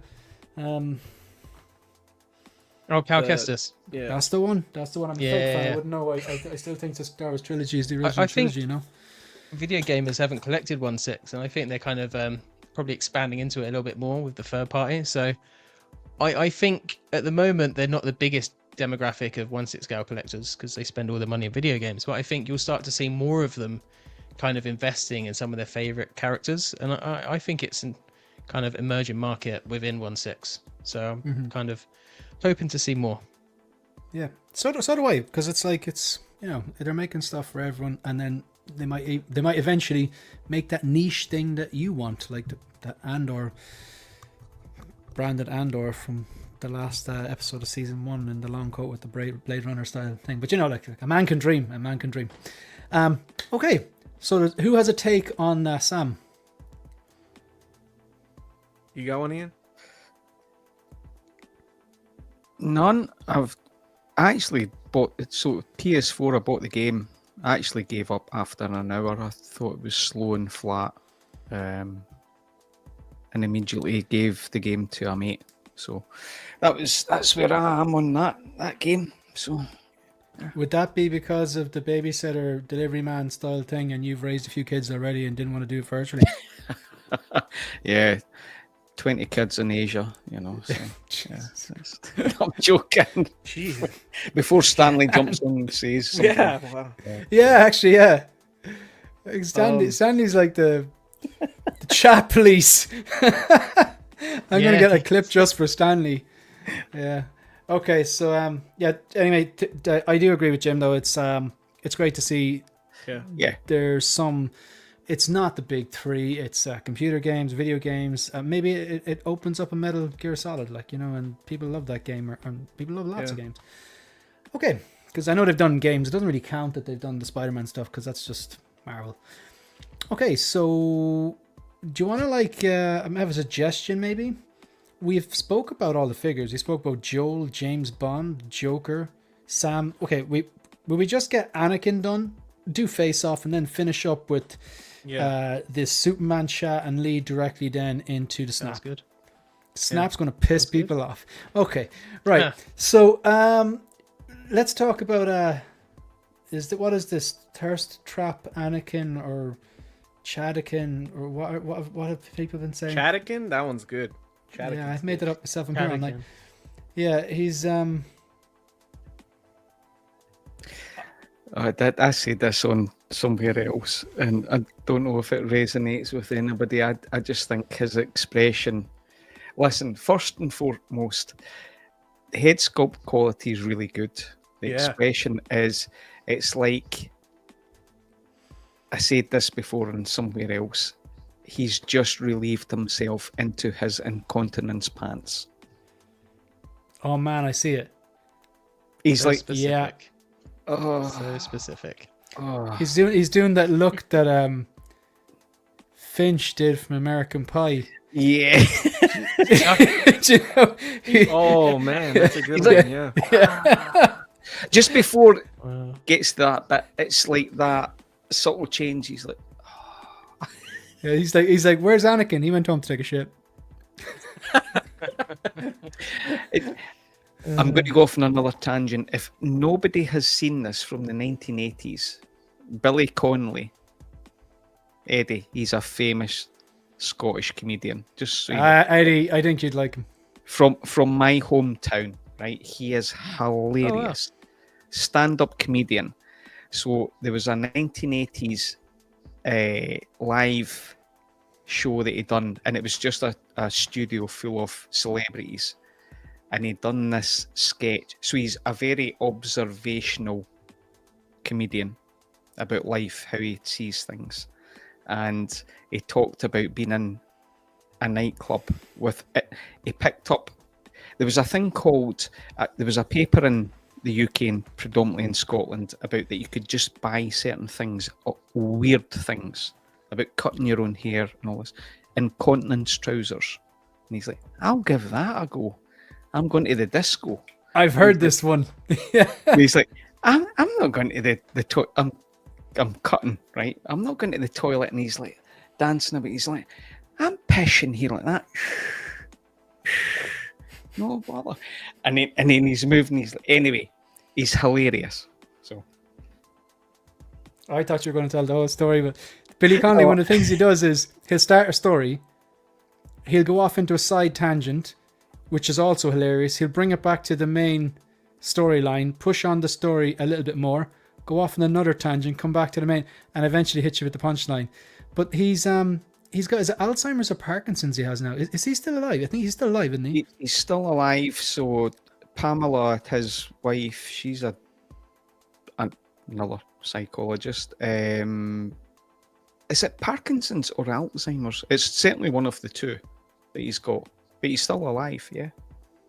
Yeah, but he's losing his memory though. And because of Parkinson's affecting his mind, but he was still doing stand up until maybe a few years ago. But he would be halfway through the stand up and he'd actually forget the punchline of the joke, and you'd be like, "Oh God, this is awkward." But he still remembered he had Parkinson's, so he used to just laugh at himself and kind of go, "Oh, I've forgotten it." Well, there you go. He was able to still like adapt and incorporate in his own illness and still make people laugh, which is bloody amazing. Like, but He's in hilarious. He's in a series of unfortunate events. The Jim Carrey one. That's what I know. Oh, That's right. the only thing I've seen. Yeah. He's good. You should watch some of his stand up on YouTube or something if you can get it. But yeah, look, this is from the Ahsoka show. I have no interest in it. Anyone else? Yeah, I agree that with Ian, the head sculpt, the likeness is insane.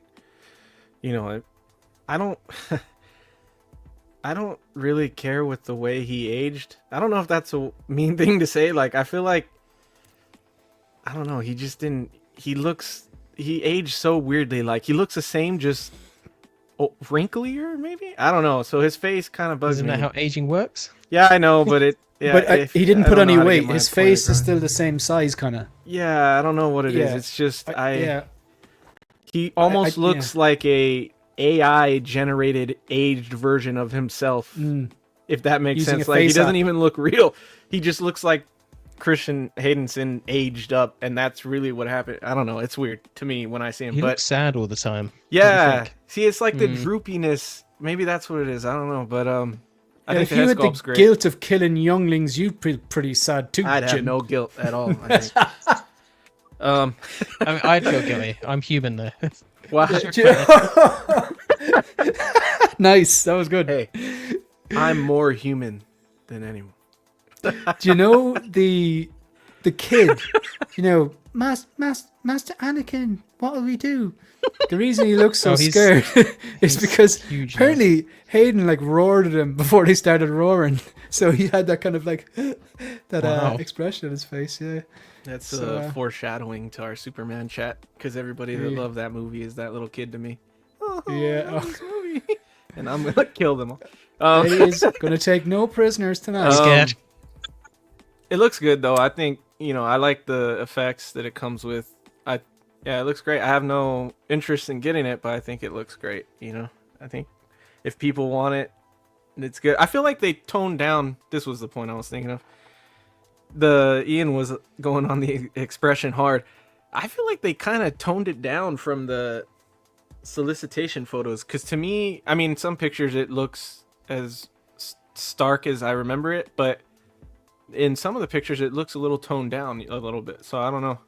It might be one of those silent, like, I don't know if anybody said that or anything. I haven't really been paying attention to people talk about this, but to me it does look a little less egregious than it did. So no one's getting this, I presume. Absolutely not. No, I have the artisan. I do think, and I don't know if I get heat for saying it, but I think the likeness on this is better than on either of the artisan figures. Like, in terms of, like, okay, expression aside, the actual likeness to Hayden Christensen, I think, looks better. Like, closer to how he looks in real life Yeah. than either of the Stanley. artisan Anakins. Sorry. Yeah, as some of us will be. We have balance. It's not an echo chamber here. Ricardo said, I cooked for him a few times many years ago, and he's an awesome guy. His wife too. Very cool, man. That's cool. Wow. What was the situation where you're like, were you working in a restaurant? I know, were you his private chef? I don't know. Let us know. That was my Ricardo. first thought. Pretty damn cool. Yeah. Okay, so will we talk about the Man of Steel? You happy enough to do that? Yep. Okay, I'm gonna put up a spoilers thing while Ian is on his way back. So Here he is. okay, so what will we do? We'll go caution. Superman Melting. spoiler chat. Don't be a sensitive bitch. Oh no, sorry. What's that? Sorry. You gotta do the cunt, dude. Yeah. It hits harder. It's like Caution, Superman spoiler chat. Okay. Right. Caution, Superman spoiler chat. There we go. Scroll across. No, we'll just put a tick. No, scroll. Just add the banner. There we go. Caution, Superman spoiler chat. Okay, folks, if you haven't seen the movie, you might want to dip out. And if you have, you can stick around. But we have a very balanced panel here, because I didn't like it, Eddie didn't like it. Jim, I think, liked it, but maybe wasn't blown away. Ian, I think, unless his rating has changed, was 4 stars out of 5. We will let Ian speak for himself. So there's no one who thinks it's the greatest movie ever made or a masterpiece or something, like whatever. But there's people who like it. There's people who like it a little bit. People who like it a lot. And then I think Eddie actually might have liked it a bit more than me. I don't know. Well, again, I won't Eddie speak for himself. But look, I'll just read out what I wrote on. I'll read out what I wrote. The exact same thing that I wrote on my Instagram yesterday after seeing the movie, and just a bit of thought, because I want to articulate how I felt about it. Before I go on, like, myself and Eddie are polar opposite opinions on Batman and Robin, Zendaya, RoboCop, and Andor. It's been well documented, but like, I don't have a problem with Eddie because of that, and he doesn't have a problem with me because of that. I'm pretty sure Ian is really high on this movie, and I am not. But like, no matter what I say about it, like, Ian won't give a shit. And the same as Jim, like. So like, if people in the chat, if you want to kind of like challenge the argument or debate, that's fine, but just don't get too sensitive about it, because polar opposite on Dune too. I think you're way more for Dune, especially I the am. second one. Than I am Yeah, too, so. it won me over, man. It won me over. Right. So look again, and if you'll notice, anything I'm writing, I'm not taking like I didn't say anything derogatory about any of the actors or whatever. It's like not that I just wouldn't anyway. Okay, I'm struggling to find positives here. This movie is awful. A narrative mess full of exposition, goofy dialogue, cringe humor, and uninspiring action. The biggest issue, predictably, is that Gunn couldn't get out of his own way and attempts to shoehorn Spider-Man into his wacky Guardians of the Galaxy-esque Gunverse. S-shaped peg meet gun-shaped hole. I was proud of that one. Soups gets his ass handed to him in most of the movie and is repeatedly saved by anyone from his dog to Lois. A more apt title would be James Gunn's Guardians of the Superman. Man of Steel wasn't perfect. Just want to say it again. Man of Steel wasn't perfect. I am not a DC EU fanboy. In fact, I don't like the Snyderverse really. I liked Man of Steel, The Suicide Squad, which is a Gunn movie, and I liked aspects of BVS. But the DCU, I'm not a diehard DCU fan. But inevitably, when you have two different versions of Batman or Superman or Spider-Man or Bond, people compare, and that's okay. You don't have to get your underwear in a twist about it. It's Man of Steel is 3 stars, 3.5 stars at best, but Man of Steel is a triumph compared to this. Cavill actually convinced me he was Superman, the Man of Steel. David Cornsweet did not. Casting of the parents baffled me too. Give me the poignant moments between Kevin Costner and Henry Cavill any day, paired with the Hans Zimmer score, of course. Admittedly, having seen the trailers, my expectations were low, but I thought it might have been okay or even good. I genuinely thought I was going to see a 2 or 3 star movie. Kids will love it. Maybe comic book fans too, but unfortunately I cringed my own way through. Now, that's just my opinion on a movie. Let's not forget, it's just a movie. That's all it is. I didn't like it, obviously. I appreciate other people thought it was amazing and brilliant. Like, it'd be boring if we all liked the same things. I'm happy for other people. I just thought it was awful. Anyone else want to go in there, maybe get a counter from someone who actually liked it before we go to Eddie? Because I don't think he liked it. Yeah, I'd like to I wrote hear down some points everybody of what I before liked me. about it. So, because I feel like all of you are better at articulating your thoughts. Hell no. So I'm not. I want to hear what your guys' thoughts are before I go. So I can jump in because I actually think, whether Shane agrees or not, we actually share a lot of common interests in terms of film. That is true. That is true. We are in TV. We absolutely do. I was curious about this one because, and here's the thing, I really love Guardians of the Galaxy 1 to 3. I've had special moments in the cinema with Lucy, like watching it. That sounds really fucking bad, but in terms of watching those movies, it was great. I did not like Suicide Squad 2. I actually liked the first one. I'm in the minority, but a lot of our drama or thriller or sci-fi, particularly sci-fi, we are very much on that same plane. I feel. I think we're the directors. We love the Dark Knight trilogy. We are very much alike. There's a lot of common ground there, yeah. Yeah, there's 100% a lot of common ground.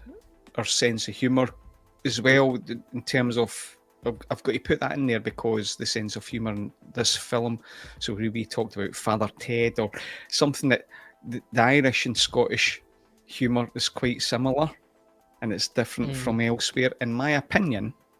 No offence, Jim, but there's also parts in England. It's there. It's I was going to say, bits in England are very similar. Yeah, it depends where you are. I actually agree with Jim on this, man. They've got us. I think there's a lot of things that Irish, English, Scottish, and Welsh would say that wouldn't fly in America. I do actually. I do agree with Jim there on that one. But The Americans without are going all on to tangents, bonkers. yeah. There's definitely that people wouldn't see. So I need to put that in place because we're coming from a different angle on this movie, where we think a lot alike. Me personally, I said as soon as I came out, seeing this movie, I can understand why somebody would love it and somebody would hate it, and I'm 80% loving it. That's where I sit. I'm an 8 out of 10 guy for this movie, so I need to make that clear. I really liked it. I seen it for the second time today. Some of the critiques I had before, they actually diminished, and it became a more solid 8 for me. So I went into here. I love Man of Steel, BVS, Unlimited, and the Zack Snyder cut.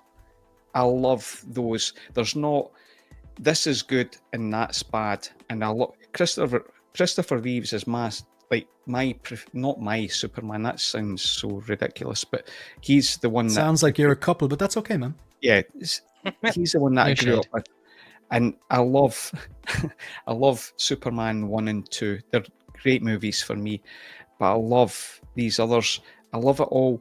So the way I go into this is I love movies. So it's not science. Shane, you're a science background like me. Movies are art and it's mood. So I've got a wide taste in music and movies, and I'll watch something or listen to something depending on my mood. So if I want to watch Man of Steel, darker or something, or Dark Knight, that's where I'll go, and I appreciate that movie. This movie gave me something else. I actually needed something light-hearted. I tend to find that, like my Joker discussion with Eddie, where questions were asked, I gave my opinion on how I thought that on a certain level, and it was very analytic. I felt like I was a psychologist. And Eddie was like, I don't want to see that in a movie. And I get that, but I was seeing it in a whole different plane. This movie is something else that I love. I needed this feel-good movie that I want. Superman isn't just one thing. He's different things to me. So Reeves, the Snyderverse, and potentially this James Gunn, they've all got a place for me. I really, really had a laugh and a blast from this movie. It's hugely flawed. It's highly entertaining. I can see why it would bring in a certain generation of loving this, like I did with Christopher Reeves, and give the IP a right good, yes, let's go, because the DC world is shit right now. You look at the numbers, if you want to get science or data, it's not good. This is maybe going to turn it a little bit and give it something.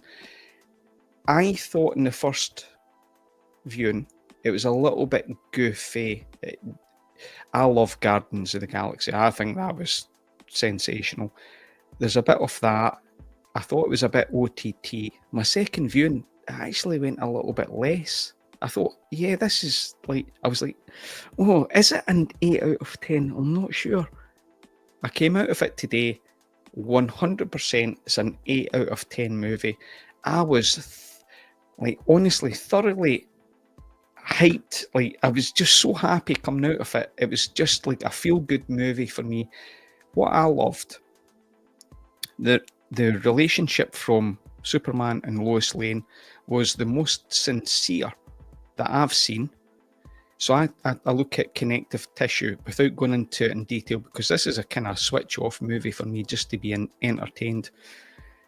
The humanity that was in this movie, I loved, because that's how I see Superman, the humanity.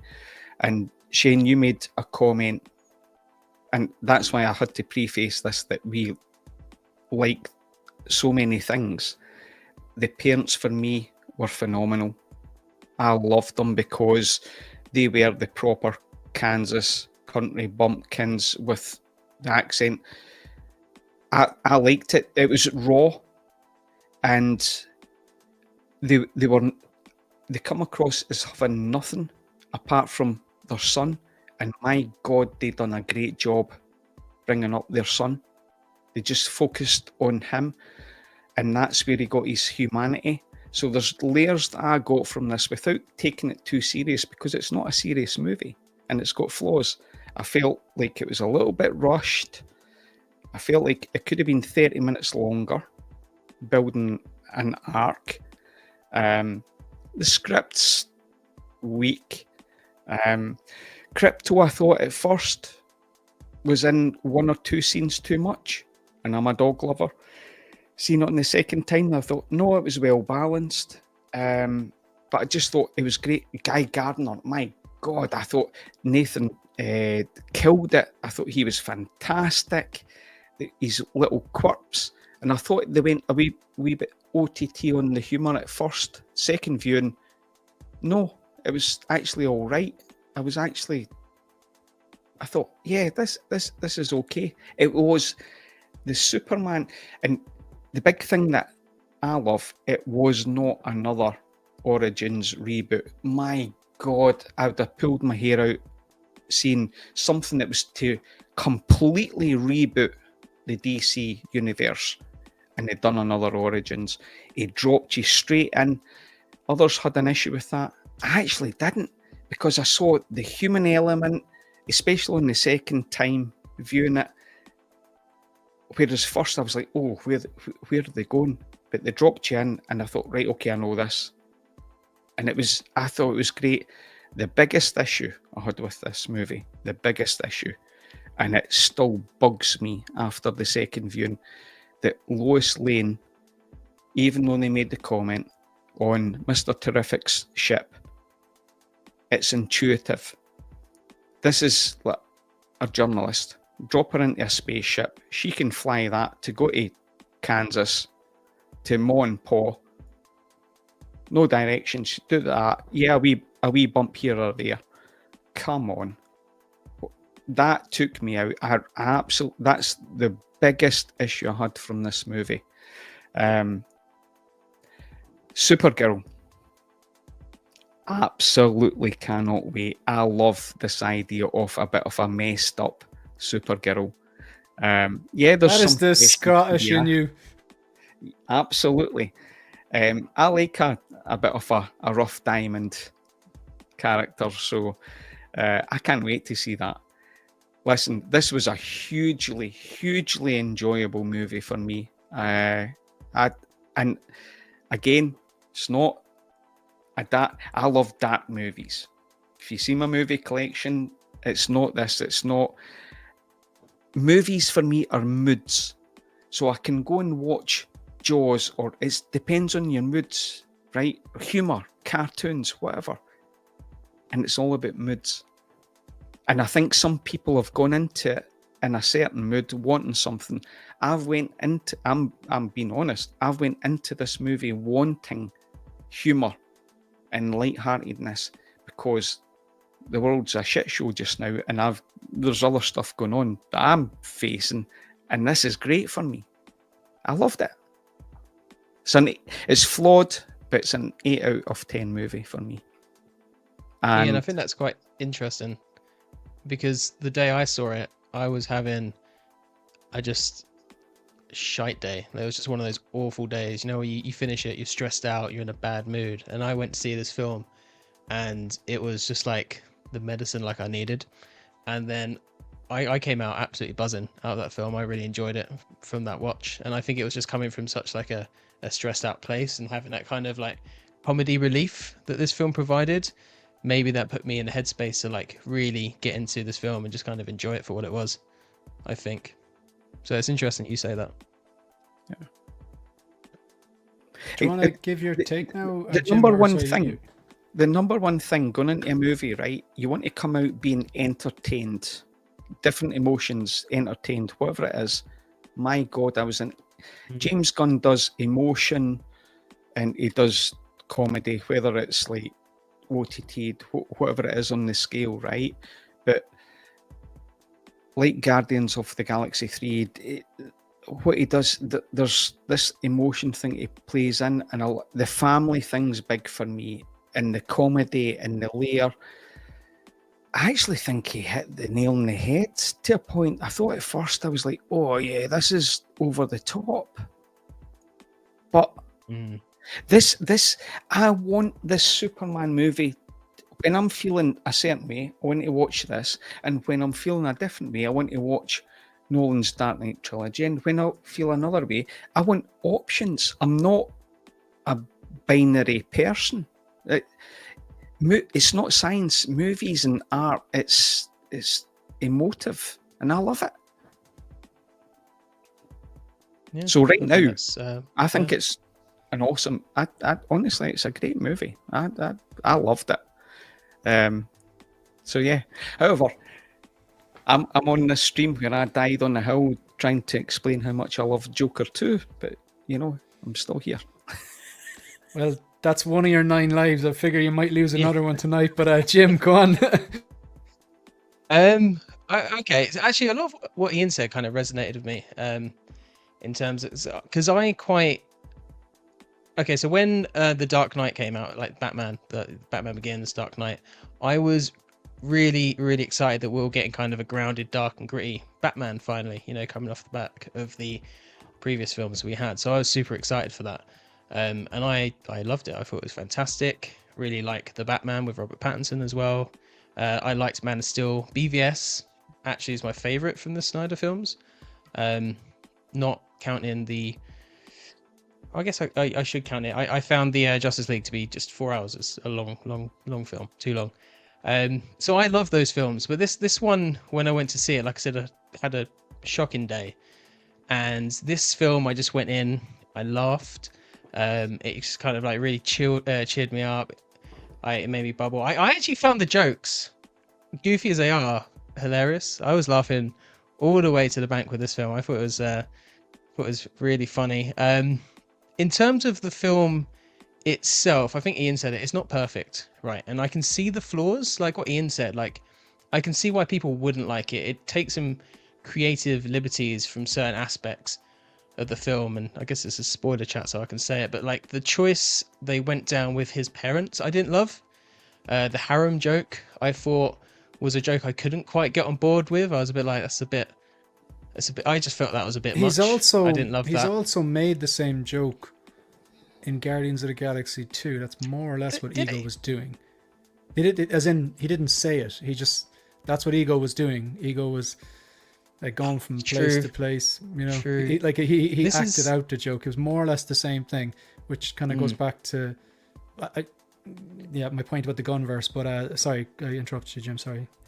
But no, it's interesting. So like James Gunn clearly has a formula, right, that he applies to movies he does now. Ever since he did Guardians of the Galaxy, he has like the James Gunn formula that he follows. And what I normally really like about that formula is the combination of, yes, it's funny, but it has really good grounded serious moments, and he normally balances those so well. Like Guardians 3, I think, is a really good example of that. He didn't blend them as well in this film.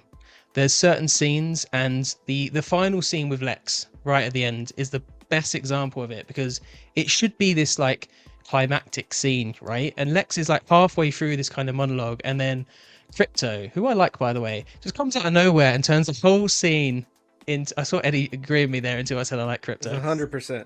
It turns the whole scene into like a joke, and it just kind of killed that momentum of that scene. And they do that a few times where it should be, this is the serious scene, I want to see some like drama, some, you know, emotions, and it skips out of it. So that's one of my criticisms of it. And thinking back to it is why I dropped my rating from a 4 down to a 3.5, because I still really enjoyed the film. I think there was a lot to love about it. But that rubbed me the wrong way slightly. I kind of think that's something that he can correct in future films. So I'm not too worried about the universe as a whole. But I thought this is a really good setup for a new universe. And like Ian said, I liked how it introduced us to Superman by kind of dropping us in mid-story. I thought that was quite a good idea. It was different for what we've seen. I was a bit... I didn't want to see another origin story. I mean, we've seen that story so many times. It was nice to see a slightly different one. Mar and Pa Kent, I could take or leave. There was a sweet moment with Pa Kent, but yeah, again, there was a silly joke at the end of it, which kind of like killed that a little bit.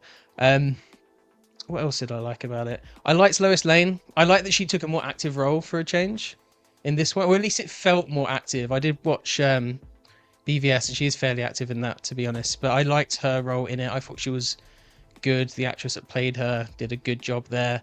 The Jimmy side story, I could live without that a little bit. I didn't think that added too much to the film.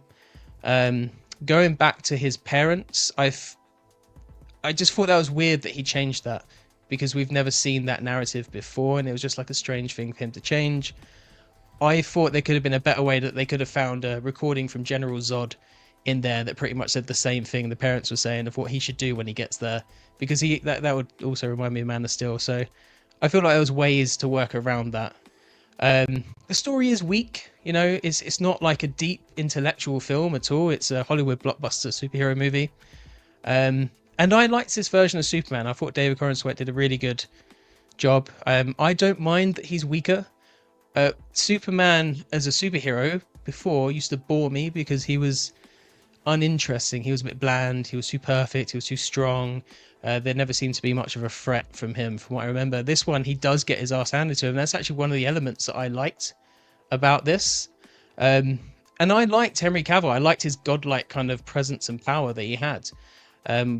But I really liked this take as well, because it kind of raises the stakes to a certain amount that he's not all powerful. And I still feel like with this Superman, he's kind of still figuring out who he is, and that's part of the story. He's kind of learning who he is, right? He's always been dictated who he should be by his parents, and I think that's like a story arc that might be explored throughout the rest of the series. We'll have to see what happens with that. But yeah, I like it. I mean, with Superman, right? It's a comic book character. You see so many different artists have lent their creativity. So many different writers, directors, comic book artists have done different versions of Superman. There's a different Superman for every single person. And this is kind of an amalgamation of a few different types, from what I can gather. And I didn't mind the suit either. I thought the suit was good, to be completely honest. I didn't like it beforehand, seeing it in the film. It grew on me a little bit. He seems to fill it out a little bit more. It doesn't look as baggy. He looks a bit bulkier in it. So, yeah, I mean, I guess that's my 2 cents. I just really enjoyed it. And a bit like what Ian was saying, it's more the emotion that I felt coming out of that film. I was buzzing. I immediately went around the cinema trying to look for one of the free posters, which I managed to get. So, yeah, I just walked out absolutely like with a massive grin on my face. I just really enjoyed it. It's like an emotional reaction that I just needed at that time, and it's just, I've been buzzing about it ever since. And I like that punk rocker song as well. I can't get that song out of my head, but yeah, that's kind of my messy tangent there. That was so good at the end. Oh, honestly, that punk rocker, Iggy Pop, man. Listen, James Gunn does movie and music. There's certain bits that he does really well. Can I pick on one thing? Because everybody will maybe think that me and Jim are 100% and you guys on this. I want to pick up on one thing. No, it's definitely not. Jim threw out a good few criticisms there. I don't see it like that anyway. I thought, in fact, fucking hell, man, something's switching between my camera. I don't know. There we go. It's not getting on with you. I don't know. So my first viewing, I was like, oh, is he underpowered or is he holding back? Second viewing, I watched this. It's not either, in my opinion. He's actually fighting a clone of himself, and in the first instance where he got beat for the first time, it's a clone of himself in this superhuman armor, controlled by droids from a tactical team, right? So he's not underpowered, or that the narrative is. He's not underpowered. If you're fighting a clone of yourself, that's one thing. That's 1-to-1. But then you've got other stuff, and then he was then fighting with the Raptors and all that stuff. So when Crypto took out the drones and it was 1-to-1, he won, right? And I think there was a certain bit in the movie where he won it wasn't humanity or that he'd done something. So he wasn't. They laid the ground at the start. He's the most powerful meta-human ever, but he got beat. Why did he get beat? Because he was cloned by himself in this superhuman, whatever this outfit is that Ultraman's got, with all the drones that this whole tactical team's been studying, with obviously a huge investment. Come on. For me, then, that's realistic. I believed in that. Can I say, Jim? Sorry, just before you go on there, that scene where I think it's the scene you're talking about at the start when Lex is going G7, 4-2, H5 with all these different like combinations. Yeah. You know it was worse. Have you ever seen Friends when Monica goes 7, 7, 7, 7? That's what's going on in my mind, man. I just no. Like that. Yeah, but, that's exactly. Oh, look up the clip. He won. He won. He won.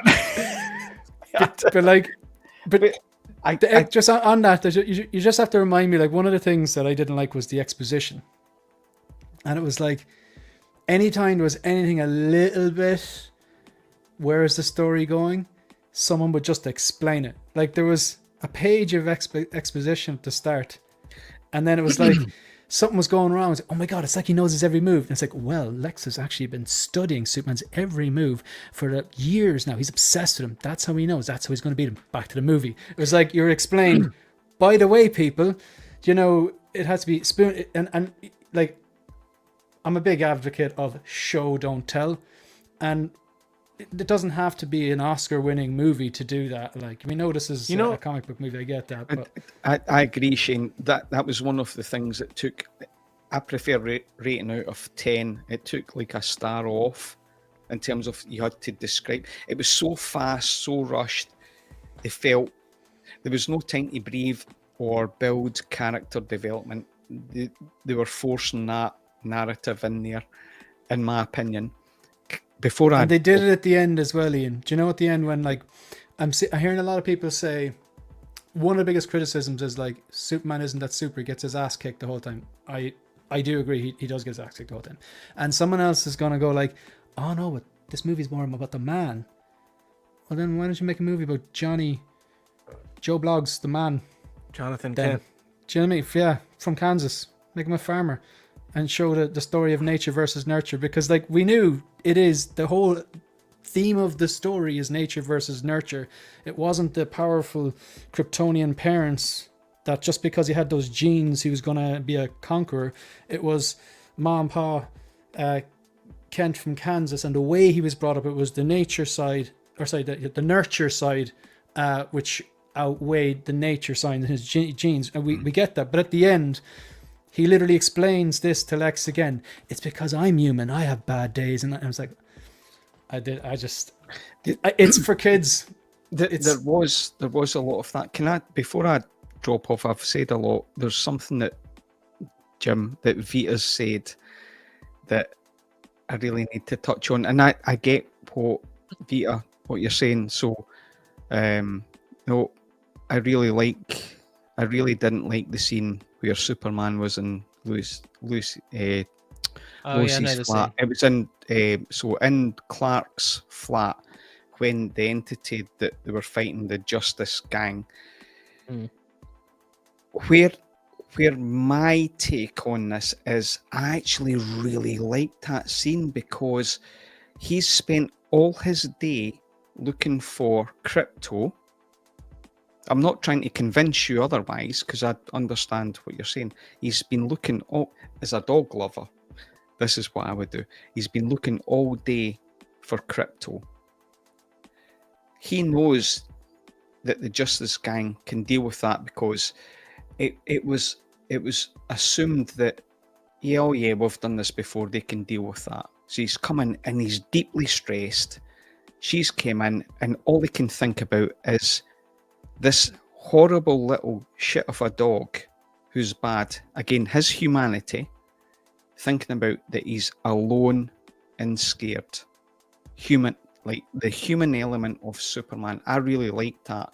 And that's all he could think about. He wasn't caring about that because he's obviously done it before, or that's the premise that I took.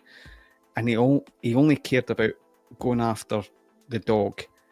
And at the end of it, I'll let the DOJ take me in because I think that's the only way I can find out where he is. I think that was a great moment in the movie. Some people take something different from it. I've took something completely different from that, and that's why people will either love the movie, hate the movie, whatever. That one little bit, I loved it. Cool. Thanks for both of your takes, folks. Is it time for Eddie? Standing out. You mightn't like what Eddie's going to say with his mouth. So just, Eddie, you better get a glass of wine, my man. Yeah. I Come chose on. caffeine instead this time.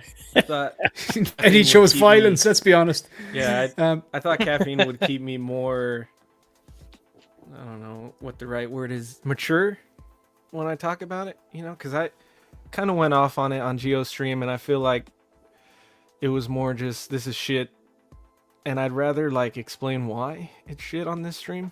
So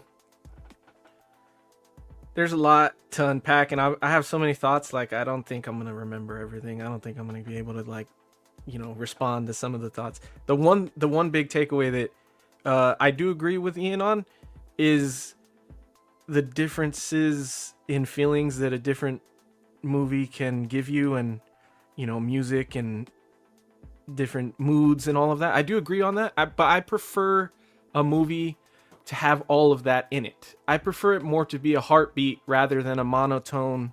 Like, I prefer ups and downs, and this movie feels very monotone high. Even if you say it's not here and it's up here, fine.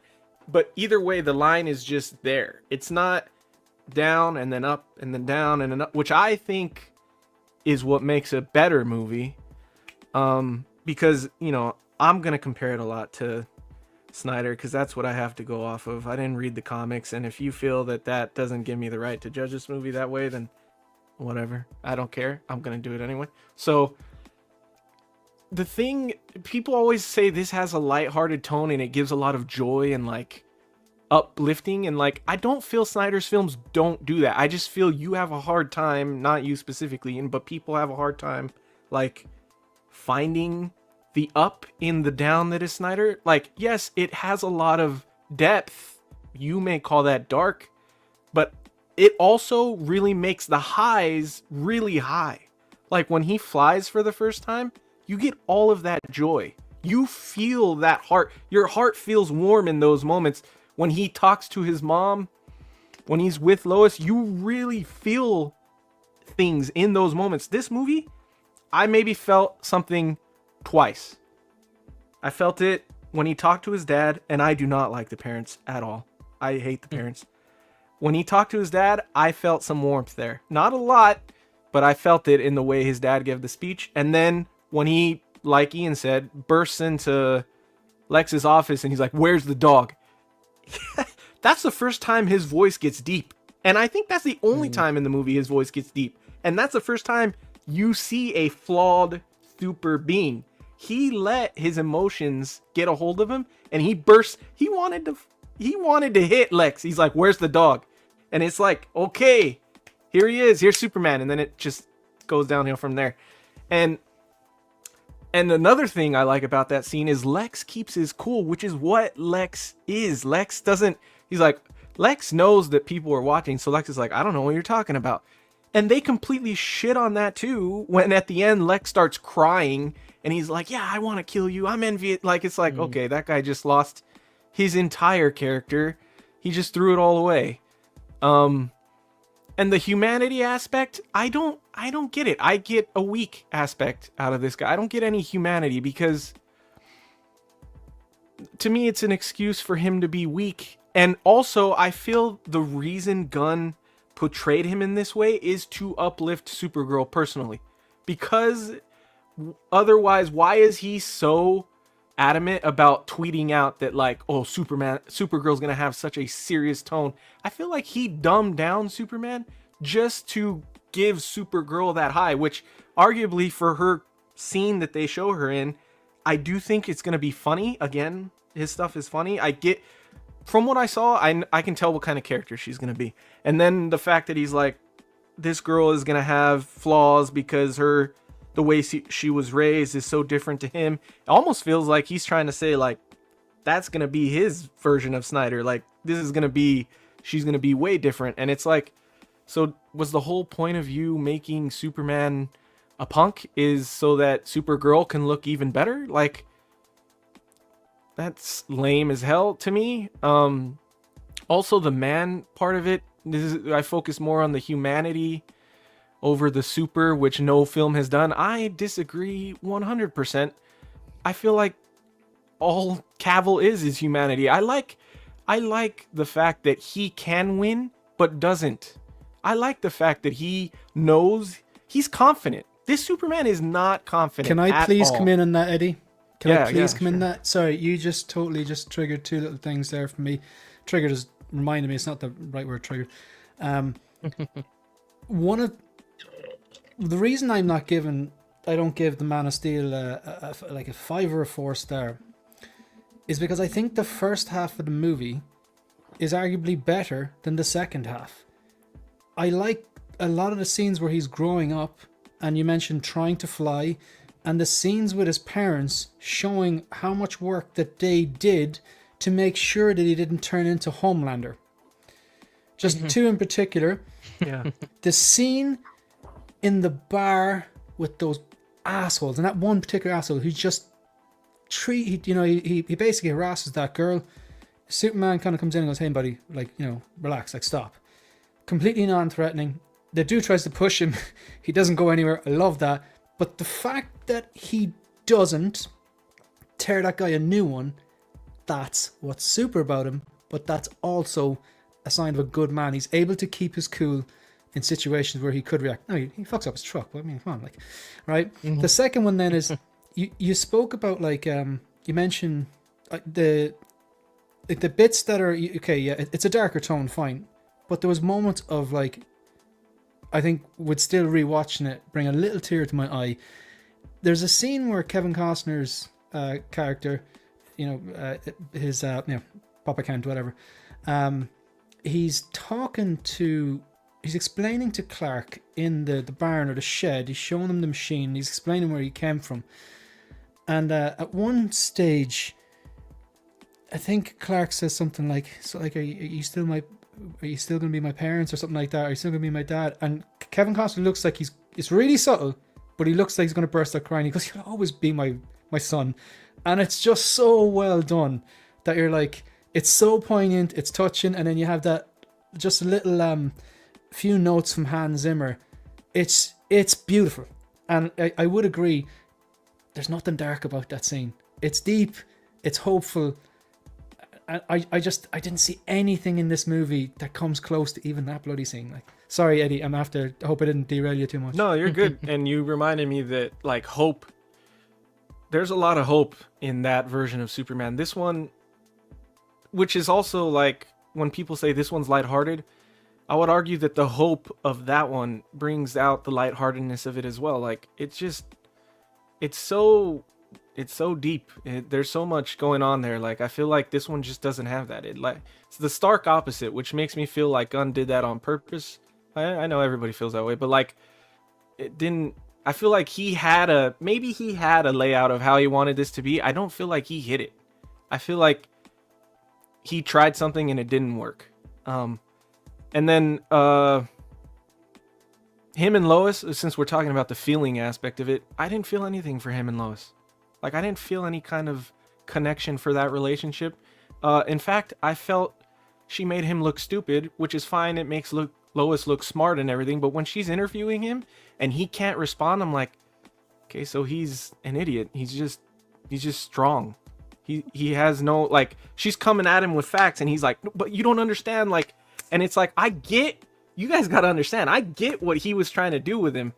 It's just not, I don't know, maybe for kids, maybe for people that are fine with it, it's not what I want out of me being a man, wanting to look up to a Superman.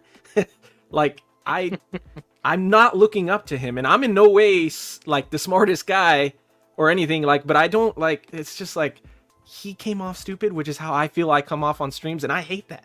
Like he just can't articulate himself, and I was like, God. And then you get into the Justice Gang. We'll go into the characters since we're in there, and it's like Guy Gardner was so cool.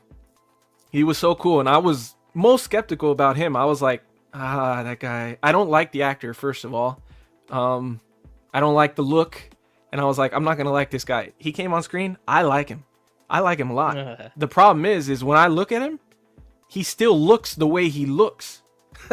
He looks like an old man. I had to with a unmute to stupid laugh ass out haircut. loud and that. Sorry. He does. He does. He looks like an old man with a stupid ass haircut, and it's like, how am I still supposed to think this guy is cool? He looks like that. Like, fine, the character's fine. He takes you out when you look at him. It's like this guy, and he's meant to be like almost like the Batman in this movie. He's up against Superman's face half the time. Like he even says to him, like, you wanna go up against me, Dark Blue, or he says something. I'm like, he looks so stupid though, and I already think Corn Sweat doesn't look big enough to be Superman, but Fillion looks even smaller and looks frail. And I'm like, this guy's gonna take you out, no sweat. So there's that. Hawk Girl, like a moody teenager, like nothing. Yeah, nothing there. No commentary, nothing. Just screams the whole movie. Good God, The man. scream. Egyptian screams the whole fucking movie, dude. When she screamed, I'm pretty sure, like, Megan was sitting on my right, and I'm pretty sure she went, because she knew I would just go, Yeah, but then again, that's when the comic books would say, you didn't read the comics, she screams. And it's fine. I think the scream is cool. Once, every scene she's in, she's screaming. And then when she says, I did like when she picked up the guy, and he was like, I know you're not going to do anything to me. You're a superhero. And she drops him because I did read a JSA comic, and Hawk guy? What the fuck is Hawkman? Hawk girl. He had that. He was very brutal, and I get the feeling that in the comics, Hawkman is like the opposite of all. He's the guy that doesn't give a fuck, and he'll do whatever. So I liked that little tidbit, but it's nowhere else in the movie. And then Mr. Terrific, he nailed that guy. That guy was dope. Mm-hmm. He was probably my least interested character going into that movie, and he shined above all else. And he's a big part of the movie, actually, like a big part of it. So I loved everything about that character. Also, Mr. Terrific has the only badass fight scene in the entire movie. And he takes out everybody. Where have you seen that before, Eddie? Where have you seen that same the stuff? same exact kind of Yondu. the same choreographed cut and paste fight scene cut and that paste he does every out time. of Guardians of the Galaxy. Even Guardians 3, when they're dancing to when the song is on Brooklyn something, and they're in the ship and they're all fighting, it's the same kind of thing like that. Like that was cool though. Yeah, that was cool. This one, it's done three times. And then that brings me to another point of this movie that's just unnecessary: is why is Lois there? Why the fuck? Her there? She's only there to be shielded in a bubble and watch him fight the whole like. He didn't need to bring her. I was like, why do they keep bringing Lois into all of these scenes? It's just like, oh my god, dude. I think that because she wanted to go after him in the first place. Mm-hmm. She's not. These are meta. This is why she can even go after them, because these are meta humans. But Gunn is making them all into lame ass fucking Robins. So she even thinks she can deal with these guys. Poor Robin. She shouldn't. Yeah, exactly. She shouldn't be there. Like, and it might be a comic thing, fine, and everything. That's totally fine. It just doesn't make sense. Some things written in the 60s should stay in the 60s. Eddie, can I ask a question? I agree. You talked about Cavill and Cornsweat's height. Are you saying the taller person is a better Superman? Or have I picked that up? No. Because I know Cavill, as well. Or I know Cornsweat's bigger. Yeah. But, I understand. You mentioned that he looked smaller, or he was smaller, or whatever. Yeah, he's not muscular to me at all. Not from my experience of. I understand that people are gonna be like, "Oh, he's muscular," just the way they say him. But he's taller and bigger. I think that's down to the he's suit design, taller. isn't it? He's taller. I don't know that he's And bigger. bigger. But Cavill had all those. I'd argue But if that he's anyway, not bigger. Anyway, Unless okay. you're Whoa, looking at Can I just come poison in on that and there? I'm going to come in on that. figures. Listen, come in on that, right?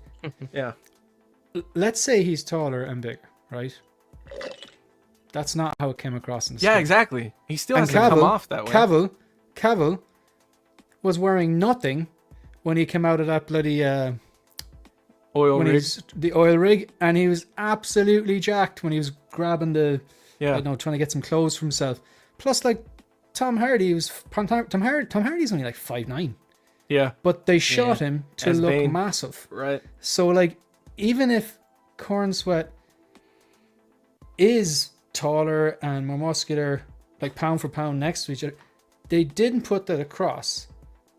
I think that is a fair point. I think he does have a point there. The lowest thing, maybe they just wanted to have a woman rescuing a man. That was my whole point of Supergirl, to be honest. And I know people get mad when you say stuff like that, and I don't care. That's how it makes me feel. So, and then what other thought? Crypto. Listen, I have 2 dogs. He walked behind me like 2 seconds ago. He's laying on the bed. Like, I love dogs, man. I don't love them the way that other people love them. When I'm walking, if I'm walking my dog and you have another dog, don't come talk to me, because just because we own a dog doesn't mean I want to be your friend. Like, that's not the love of dogs I have. So, I love dogs. Crypto is unnecessary. Maybe at the end, if they brought him in and he's in this Fortress of Solitude and they show that he's there, fine. I did like that he used him as like a sidekick with the robots. I thought that was the only necessary scene for Crypto. I did feel an attachment to my dog when it shows the scene of him laying in his own bed with Crypto on his chest. That did remind me of my dog, and I was like, okay, fair enough. That's a heartwarming feeling. So I'm not saying it's completely without its moments. I'm saying it's unnecessary, and it didn't uplift the film, in my opinion. It didn't do anything other than to be different, which is what everybody gets mad at Snyder for. But when James Gunn does it, it's Jesus walking on water. And let me throw something else in there that's a little bit off topic. Okay. And I love Schneider, and I love what I've seen today. There's no binary. I love it all. The costume design on Man of Steel, I found very much like Bill and Ted. That was the one thing I found quite off-putting. The costume design was very dynasty, sci-fi, kind of chunky, didn't move, and that took me out. I took 1 star off that from the design point of view. From that movie, that design, I thought it was polar opposites on that. But go on. I hated it. It was like, it honestly was like Bill and Ted. I was like, yeah. What do you mean by Bill and Ted? I don't get that reference. Sorry. So, Yeah, I was wondering that. So Bill and Ted, where there was like this pseudo space kind of thing with the space boots and all this stuff. It was kind of sci-fi dynasty shoulder pads. That's how I portrayed it. those are It his was shoulders, like bro. very much. That's my point. Go back and watch. You can't move, and there was like vents or whatever. It was ridiculous. It was But armor. I love. He wanted don't it get to me look wrong, like 300. I love those movies. I really do like Yeah. those movies. But the style of it was like all Yeah. style, no substance. It was just like I get what you're saying. And to me, I don't really have. I mean, I prefer Snyder just because I prefer Snyder. I don't think that either suit I like hate or love. Honestly, I think that when people were saying the suit is what's bad for this new film, I don't care about the underwear or the belt, and I don't even care about the thickness of it or the. I don't know. People say it looks like PJs. I agree, but I more agree because it looks like he doesn't fill it out. You know, at least Henry filled his suit out. You know, I don't really. Those are completely just stylistic choices. I don't feel like they make or break the movie. I just feel like you either you prefer one to the other. And I know that he doesn't look like he fills his out. He looks like smaller than some guys I see at Comic-Con. So that is the only thing I have going for the suit. Eddie, so yeah. What do you say to that? I actually like them both the same. Yeah. I actually don't like the figure we've got from this recent movie, and I don't like certain things from that side, but I've got all the 4K on this side, you know? Yeah. So it's not like some person that thinks one way or another. Yeah. I'm just... I think I'm kind of in the middle There's on that things one that I put on Man of Steel today for a little bit just to watch a couple of things that I thought was a bit and it's still there. Still a great movie. I love that it. whole like I need to rewatch that film. people are comparing and contrasting, you know, the Snyderverse or even Reeves. It seems to be mostly Snyder and Gunn. Of course they're going to. Who cares? Who cares? Who cares? They do it, like, you know what? They do, like I said earlier on, they do it with Spider-Man, they do it with Batman, they do it with James Bond. Who cares? Let them compare and contrast. It's like, it's inevitable, like. But like, so, and like I mentioned earlier on, I'm not a Snyder fanboy. Like, I'm not the DCU. There's like 2 movies I liked. If anything, I think this new movie is turning me more into a Snyder fanboy. Yeah, it's kind of like the prequels. A lot of people loved them after the sequels came out, you know? Yeah. Just a few things on I will say this. Stylistically, I don't like the I don't like the Superman design on this. And I've been on record multiple times. I know the red underwear outside the blue outfit is iconic Superman. I get that. I just personally don't like it. But I get that it's classic and people like it, right? The dog from day one, trailer one, I'm like, that's not going to work for me. But I said, it's not going to work for me. So tonally and stylistically, they've already done some choices that aren't going to work for me. So it was going to be hard for me to enjoy this movie anyway. But then when I go and watch the movie, it's like, okay, the exposition, that I just hate that. And they're telling you things instead of showing you things. And then I felt that like Gunn just used these characters and Superman as just a vessel to make a James Gunn movie. That's probably one of my biggest criticisms of it. I felt like I've seen this wacky humor, which worked a lot better in Guardians of the Galaxy and worked a lot better in the Suicide Squad, but I just felt the jokes actually didn't land very well. And I don't think the soundtrack is probably the weakest soundtrack out of any Gunn movie I've seen so far. The funny thing about this, the data, the online data is a funny one because, like, I put a poll in the chat, right?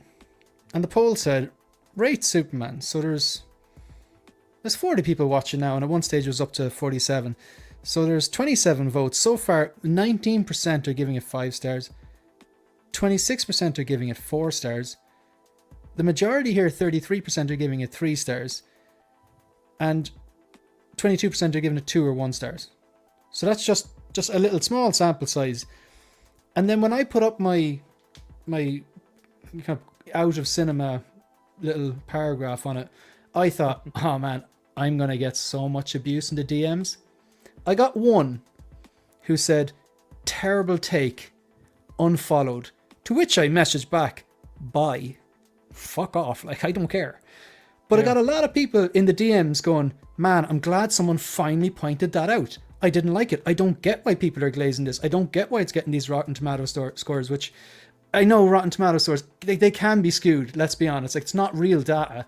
It's great when it's like you're trying to back up your argument and you're kind of going, oh man, this it's fresh, it's 98%, but it's not a real science. It's a social science, it's not real. In that, like, to those people that are like, oh, I'm glad you finally said that, it's tough to go against the grain on things like this. Which is exactly what I want to bring up Vinny's comment. I've only done one stream. Yeah, right now, Ian's kind of the me in this situation. But I've only done one stream where I had to talk about this, and it was me versus 5 or 6 people, and I felt very discouraged, to be honest.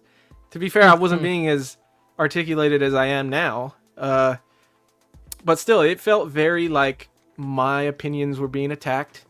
I felt very like very attacked, you know, and it's like I shouldn't feel that way. Just because like I have to sit and eat all of the hate for Snyder, and I can't really. All I can say is that, like, you know, I appreciate what had happened, and I feel like people who love this movie need to understand that now you have to eat the difference of opinion for this movie. I don't feel that it's fair to just, and then to hit every criticism with, oh, Snyder cult fanboy is this stupid monkey scene. Like, do you know how many times I've seen this monkey meme on Facebook and shit that those monkeys were Snyder fanboys? But like that was one of the most James Gunn things in a movie, because it was like, okay, he's Lex. I don't know, maybe do what everyone else does when they want to manipulate things online. Hire a bunch of tech guys and get the bots at it. You don't need the monkeys. Exactly. That was like, good, but okay, it's a comic good. book, you know. So it's like anything silly to like, guys, come on, it's a comic book movie. But, you know, I had 2 points that I want to make, and then I'll be done with it. Can you hold that thought, because I think you're going to come in on this one as well. Just hold the thought for 1 minute. So Philly put up this about a half an hour ago and said, look, I saw it and I did not like it. ... Glad I can finally say something about it. Now I'm not sure if the ... is like, okay, we're talking spoilers, or if the ... is, I can say something about it now, and I didn't like it, but it's okay to not like it. Like, I'm not going to change Jim's opinion. That's not my goal. I'm listening to Jim's opinion on it. He's a friend. It's not my goal to convince him to go, oh, you know what? Yeah, Shane, you're actually dead right. This movie's shit. It's a 1-star movie. That's not my goal. I'm not going to change Ian's opinion on it, and I'm not going to change Eddie's opinion on it. I'm going to listen to them. We can debate back and forth, but it's just for fun at the end. It's just a movie. But I'm just wondering, maybe if Figurecraft, will you clarify if you're just saying, okay, we're talking spoilers, or are you like, at any point did you feel you couldn't say, I didn't like it, because people would just berate you, kind of like what Eddie is saying there. You know, it's kind of like, if the masses hate something, it's cool to hate something. If the masses love something, it's cool to love something. But if the masses hate something and you say you like it, that's a problem. And if the masses love something and you say you don't like it, suddenly that's a problem too. Shane, you on our group chat, you brought up something that resonates with me. You described me as a salmon swimming upstream. Yeah. Right. Liked it. And I think, and it's not me, because that's Shane, that's Eddie, that's Jim, that's everybody. And it's not like you're doing that to be a punk rocker, excuse the pun. I love it. or anything like that. You're just, and you're not trying to convince anybody else of your opinion. We're all not that arrogant or that way inclined. I think we've got a nice environment here that we can express ourselves, that we think a certain way. And I loved when you said that, like, swim You're up salmon. You know, I'm honestly, I was having a bit of a dig. I'm not going to lie. no, and listen, I know you're having a dig, but I don't listen. I don't know if people know our relationship or banter, but you know, it is what it is. But I like it. So, but I relate that to everybody, that, you know, Eddie stood his ground and he said stuff that I don't agree with, but I absolutely love seeing Eddie talk his stuff, and you know, and this is, rather than, we're not arguing, because who cares? It's a fucking movie. We're having a debate. Very true. We're having a debate, picking apart like what we did, we didn't like, and kind of countering people's arguments. But like, no one's getting called, you know, fucking stupid, or you're a fucking dumbass, you like this, and you know what I mean? It's just, you're not pointing fingers. You're not arguing with somebody. It's all good. We're listening to people's opinion. You know, I really like this environment, but you know, however, I really loved the salmon swimming upstream. So I really love it. You better get used to it. So it's coming out again. I have memes. Oh man. Do you know what? I said to Lucy, Shane brought that up, and she went, actually, that really is you. And I was like, oh, for fuck's sake. Yeah. But in I feel fairness, the same way it's when people call me a contrarian. It pisses me the fuck off, but yeah. Are you gonna okay? Are you Are gonna you let the gonna stream take you? agree Yeah. with people for the sake of fitting in? Like, do you mean? Shane, to be honest, I've never been like that. People take me for who I am. So, it's Not for fitting in, but I think lately I'm starting to agree with people to not have to fight that stream as much. Unfortunately, lately it's getting to me. Lately it's really getting to my mental health. Like, is this worth it? That, Eddie, 100% right now, I agree with. You pick and choose your battles, and some stuff, put it to one side. Mm-hmm. Yeah, no, that's fair. That's fair. Yeah. I don't want to have these conversations anymore because this conversation that we're having right now is rare. I don't feel there's a lot of people I can have this conversation with on a stream and it be this open and enjoyable, like Ian said. I feel like that's the only reason why I was willing to do it today. And, there's other people that have asked me to stream about this movie, and my first thought is like, I don't really want to. So but I'm gonna do it because they're friends, and like I feel like I have to, but I don't want to, just because like I said, I don't want to fight that stream anymore.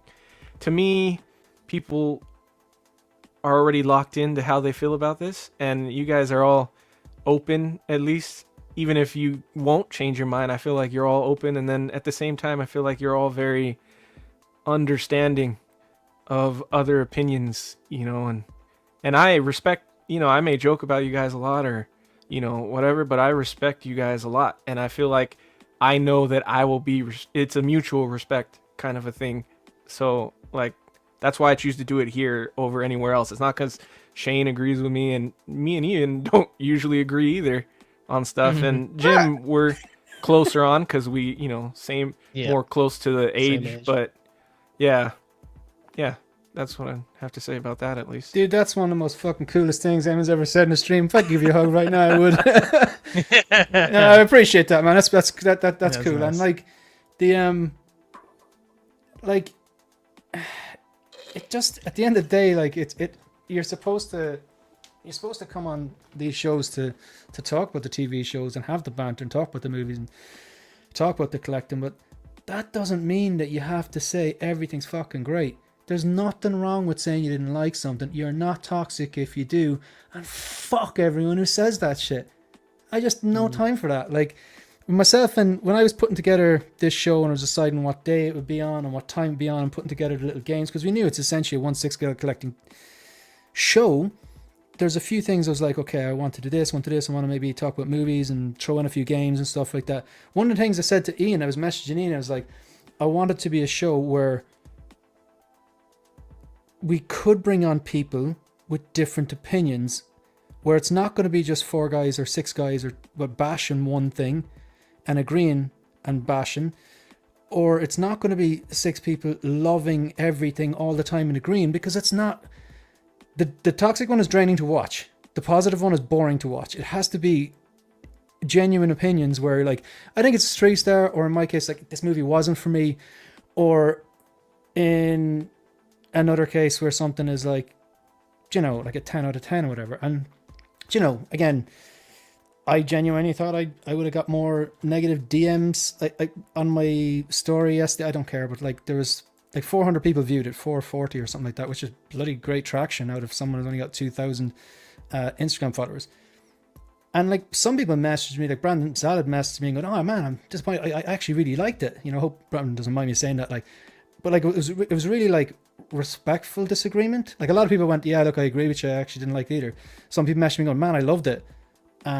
But fair enough. Pity you didn't enjoy it. And other people were kind of like going, it was pretty good. But then he had like 1 or 2 just, "I'm following you now." Okay, go. Yeah. I don't care. I also feel that come on. Ian loved it, I think, more than all of us here, and the reason I appreciate that he loves it and I don't really care that he loves it is because I think he at least is able to point out like what he thinks didn't work or what took him out of it, and those people that are like, it's 10 out of 10 best thing since sliced bread is like, to me, that just feels very fake and just feels like you want it to be that way. And there are things that I love, like that I'll be like, oh, it's 10 out of 10, but I'll still be able to disclaim like, this is 10 out of 10 for me. Like, I really loved it. I can see why people wouldn't love it or why some of the choices weren't the best. Those opinions I respect way more. And if you get your feelings hurt by that, I'm sorry, but that's just the way I feel. Like, even if you come out saying it's a 10 out of 10, just say like, you can't, nothing is perfect, right? And nothing is complete shit. There's something salvageable about anything, mostly. And there's something negative about everything, mostly, in general. So it's like, it just doesn't feel authentic or real. It feels more like you're trying to prove a point or fight a battle there. Mm-hmm. Yeah, and you're wasting your time changing people's opinions, like, I think that's a key thing on this show, because we're not trying to convince somebody else to get on board with how somebody else thinks, right? Certainly not my way. If somebody has a question, then I'll answer it like we had in Joker 2. I tried to say certain things, Eddie. We had a different perspective, and it just how it is. At the end of the day, it's all about me seeing a movie. If I'm entertained, I love the chat, seeing different points of view. But at the end of the day, it's what I think on a movie. That to be fair, I disrespected Nolan's films on this channel, and Shane still has me here, so it's definitely a safe space. But I'll tell you one thing: Jurassic Park, The Matrix, Terminator 2, Schindler's List, Saving Private Ryan, Pulp Fiction, The Dark Knight, Interstellar, what they've all in common. 5-star movies. None of them are fucking perfect, though. Yeah. Movies Jurassic are never Park, completed, they're just abandoned. Do you know? So, yeah. Will we do the snap? That was an awesome conversation, folks. That was a pretty good one. I was trying to balance the positive and negative, and people the middle of the road comments say. When I say positive and negative, I mean some people are giving the movie like positive reviews, some people are giving reviews negative reviews, some people are giving mid reviews. I'm just kind of clicking through them as I see them and trying Definitely to be a mixed bag of reviews that I'm seeing. Can't believe you brought a Scotsman in for a positive like review. Right, so we're gonna. I want to move the spoiler chat banner here. Give me 1 second. Where did I put that? That was awesome, lads. I really enjoyed that. So, look, I do like to test people's loyalties, and the chat can engage in this as well. We're going to do the snap. It's a bit of an extended snap. It is Superman themed. It's just I was saying to Ian earlier on, I love when there's a big movie out, because it just makes the snap so much easier, because you just put that movie up against a few other movies of a similar. You'll see, and then just have to choose which one gets snapped. All right. So, before we do that, really quickly, final. Look, I this movie really wasn't for me. Maybe with time I'll bump it from a 1 to a 2, because I do like to sit with things. But the thing is, I don't think I'll ever watch this movie again. Like, I need 3 stars or more to watch it again. So unfortunately it was a 1 for me. I really didn't like it. It's just not for me tonally and decision making wise. Wasn't for me. Jim, you can give halves and quarters if you want, of course. You're muted. Sorry, Shane, you're gonna have to go again, because I was checking a comment and I spaced out completely there. I just said no. This wasn't for me. So I really didn't like it. It's 1 star. So you can. Oh, rating. Yeah. So you just rate the. Yeah, solidly in at 3.5. I think on reflection, it was a 4, but I'm gonna go solidly with 3.5. Yeah. Okay, Eddie. Based on the fact that 3 has solid, I'm sticking with 2 stars, because I don't think it's solid. So. Ian. Prefer the scoring out of 10, but on this, you can score it out of 10, man. It's fine. Out of 10, because it gives me more granularity. I give it an 8. I'm sorry. I know you take the piss out of me saying, "Oh, that's an Ian thing," Granularity. but It's this. Okay, 8 out of 10, which is the exact same thing as 4 out of 5. It's the maths it's is maths. It's not though, because it's not science and maths. It's subjective. It's feeling. So the closer you get to a number, because it's not science. This is where I deviate from my background. There's a bit of cushioning. There's a bit of. It's not science. So, But if it's 4 out of 5, 4 out of 5 is 80%, and 80% is 8 out of 10, though. yeah, but it's not scalable. Okay, this is a different conversation. Let's do this on another. Yeah, chat we'll do tomorrow. it maybe backstage. But Okay, really quickly, I just want to catch up with some of these points there. Yeah.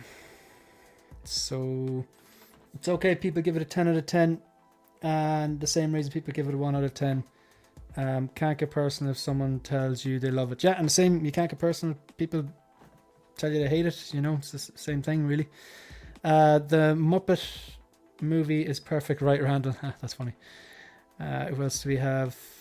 Movie is art. Art is subjective, 100%. Great chat, guys. That's why reviews, we're all into different things. Yeah, 100%. I've said my piece about giving that sort of rating. Sorry, I disagree with it. Sorry, I'm just picking out different things. Good healthy discussion, gents. This is Keith. Thanks very much. I honestly feel correct. Collectors and movie watchers are becoming very complacent. To me, that is not acceptable. Not sure what you mean by that. Maybe clarify. I don't know. I don't know what you mean by that. Or maybe I don't want to take it out of context. Trying to get back. I'm trying to go back down. Okay. Right. So the snap, it's a bit of an extended one. We're going to do 5 slides. Try to fly through these, folks. We don't have to go into lengthy discussions on all of them, but you're going to decide which gets snapped out of existence, okay? And it is Superman themed. We're going to put James Gunn's Superman up against another James Gunn movie, Guardians of the Galaxy. While I'm talking, I'm going to snap James Gunn's Superman. Ian?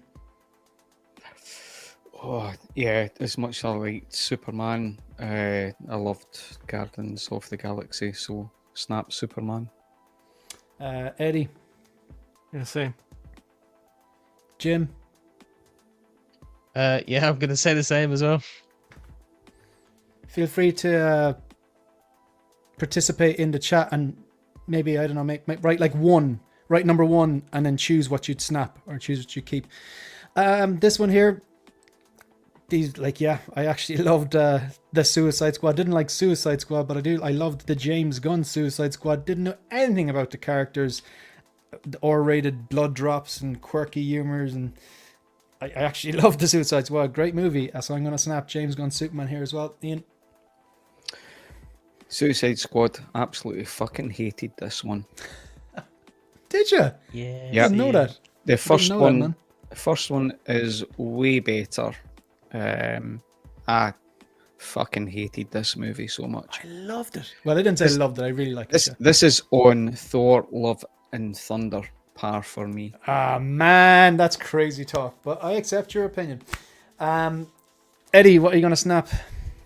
This one is tough because I hate the Suicide Squad too. I like the first one. I'm on my own here. Yes, And Eddie. Jim. We brothers. Fuck you, asshole. So go on. I thought the think, first Suicide Squad film was better. Yeah.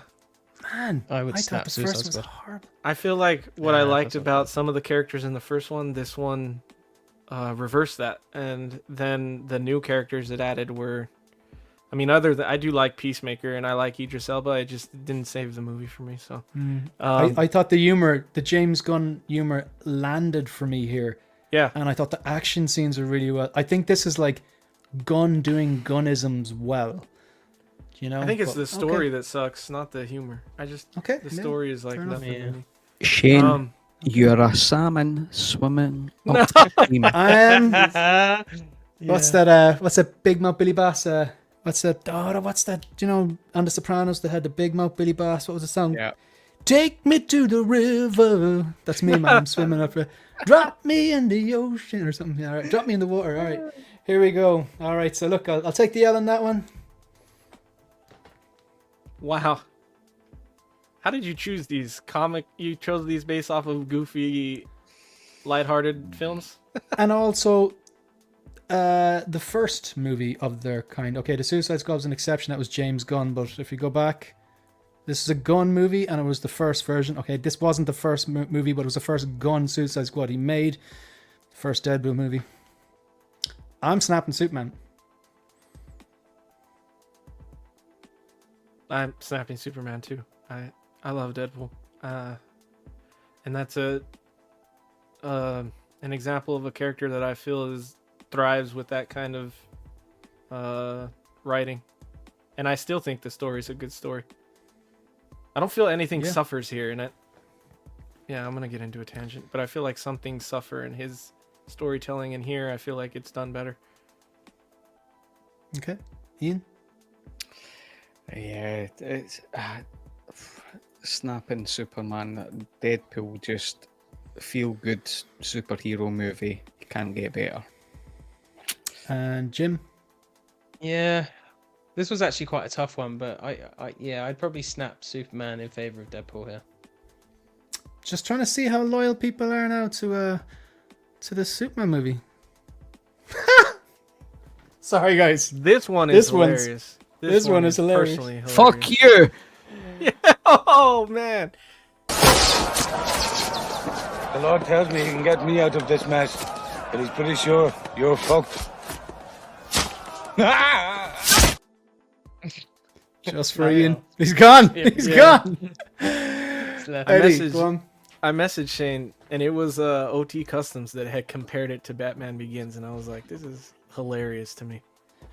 What? Obviously, yeah, OT Customs compared it. He said that this Superman film is Batman Begins for the Dark Knight trilogy. Oh, I saw that. I didn't read the whole thing, because once he said that, I was like, okay, I'm out, because you're just dumb. Yeah. So much for a whole challenge the argument, not the person, Eddie. But it's okay, because we know. said it behind their back. Listen, I'm human. I have flaws. It's okay. You can be the next Superman. I know. Yeah. Jim. I'd always choose Batman over Superman anyway, so I'll snap Superman. Ian, did you go on this one already? See, this is another one that I talked about today about mood, right? So I really love these two movies, but I can't snap anything Dark Knight trilogy, so sorry, Soups. See the way I set this up with the gold around it, and that is actually a gold from Superman's the Superman logo there. Just wanted to put that out there. I'm snapping Superman here. I gotta keep the Man of Steel here, and I'm not a Snyder bro. Like, it's one of the two movies that I like from the Snyderverse. But yeah. Anyone? I don't mind going first. Easy. I'm kind of in the mood of like, this might change, but for now, I'm gonna snap Man of Steel and keep the new Superman. Oof, I know, like, technically that's not how the game works, but the way I'm feeling now, in terms of what film would I probably rewatch more, I think it would be Superman over Man of Steel. I'm gonna put my money where my mouth is and give context. I'm snapping Superman, but it's not just because I'm a Snyder bro. It's because I relate more to that character and that story. It's what I want out of a character, that character specifically.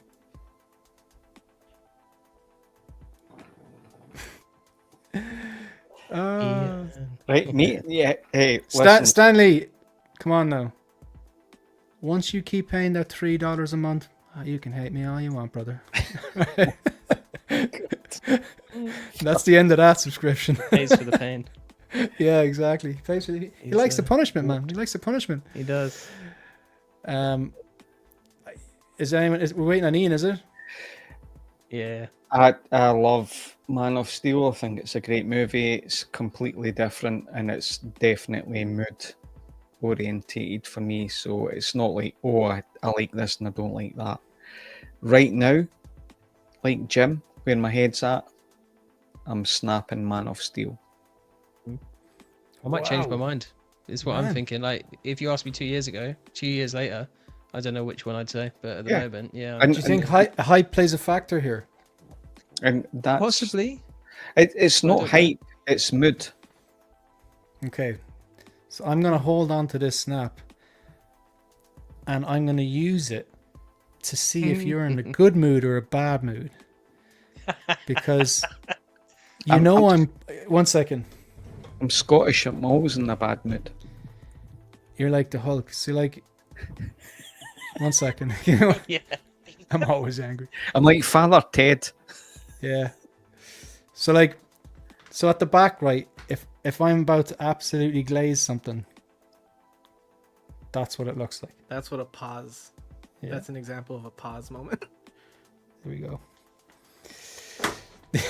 Okay, I just got that. Okay, Ian, you have something special prepared for us, don't you? Oh, do I?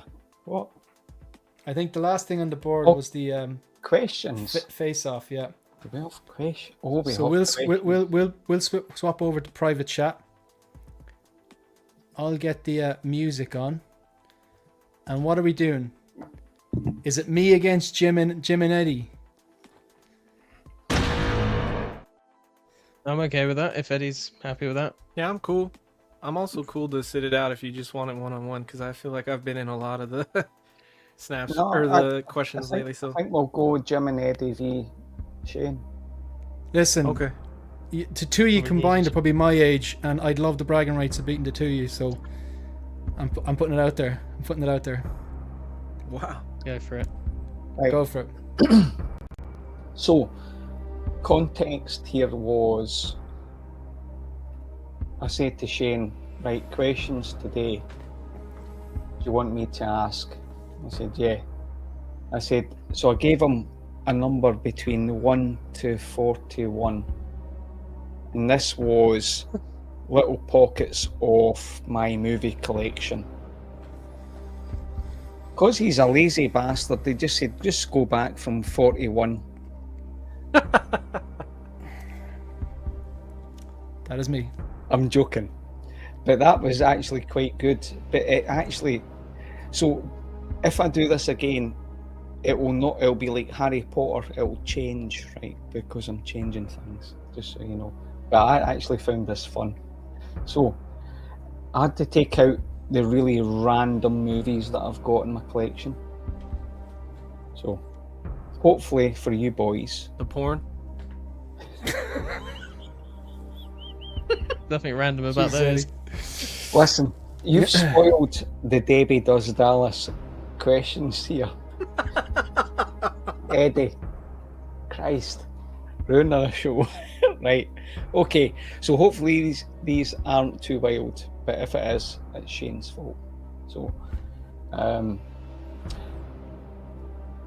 Shane, I'm going to give you the choice. You're either first or second since I'll you're... go first. Okay, cool. So you're number Straight one. in. Well, Cool. So,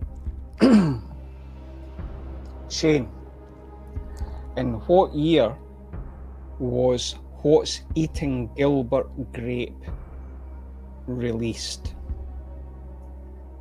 If you don't know the movie, I'm going to give a tip to each. No. What's Eating Gilbert Grape? That's Leonardo DiCaprio, and I think it's him. I think it's Leonardo DiCaprio, and I think it's him pre-Titanic, pre-Romeo and Juliet. So Titanic, I think that was 1997. I think Romeo and Juliet was 1995. And he was younger in it, if it's what I'm thinking about. I'm going to go 1993.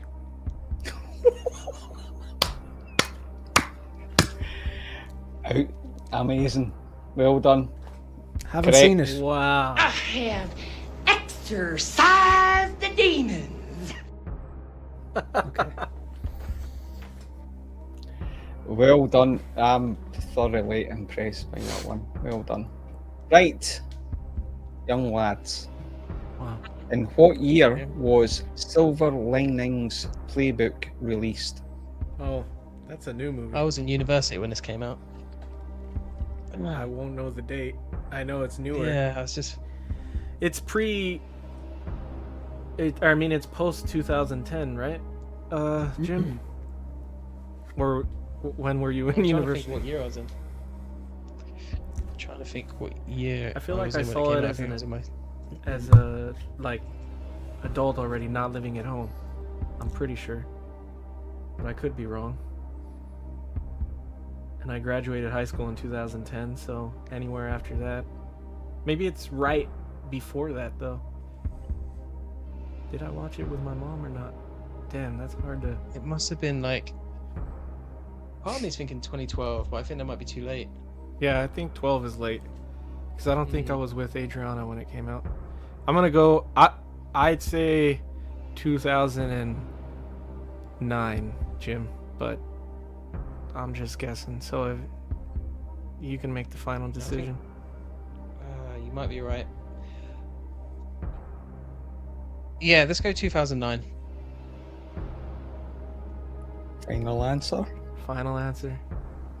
Wrong. Just maybe 2012. Oh no way! 2012. Oh, Jim. Yeah. I'll never second guess you again. That's Second guess rough. myself. It's always the first Okay. answer that comes to your brain, isn't it? Yeah. Shane.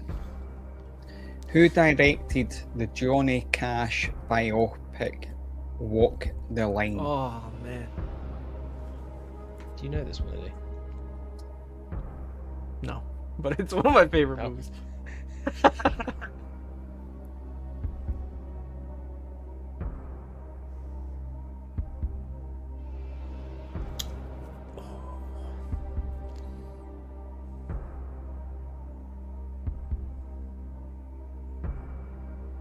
No, this is gonna be one of those ones I'm gonna be kicking myself.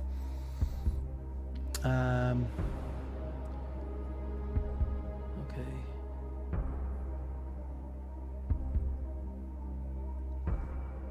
No, I know when you say it, I'm gonna be kicking myself, but I don't have it there. I'm gonna have to take a stab.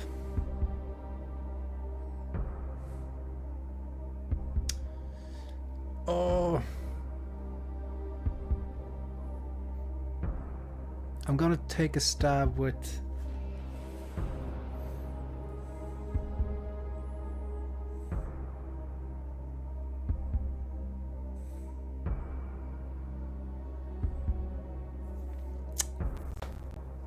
Phone a friend that's not Susan Boyle.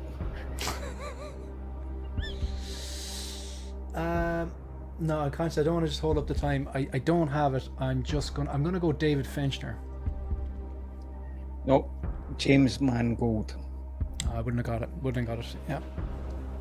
Okay, Good lads. Who directed the Fantastic Four Rise of the Silver Surfer? Damn, I feel like I should know this one. I feel like I've looked it up too, and I was big know on who those did the films first back when one, they came Jim? out. because it's the same director, I think. No, I don't. I feel like I was looking into this recently because the Doom actor recently passed, didn't he? So I was also Yeah. looking into that. Damn. I don't even know director names like that, so I'm not gonna. Yeah, I was younger back then, so before I paid that much attention to it.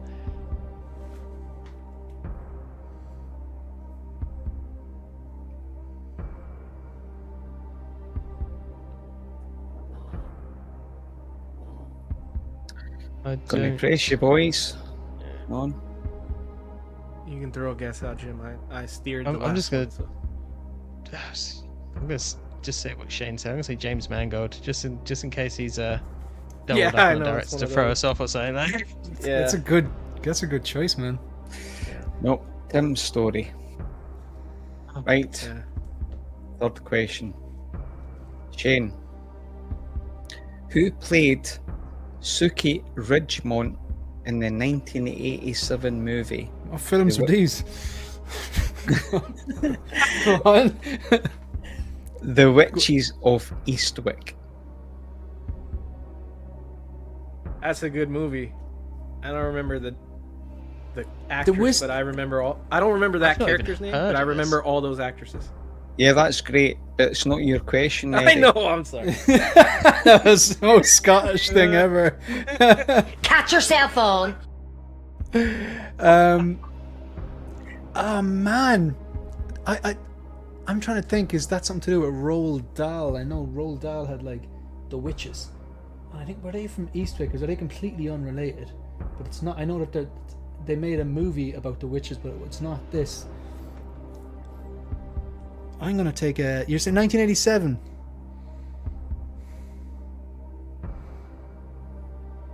For some reason, the girl from Thelma and Louise is in my head.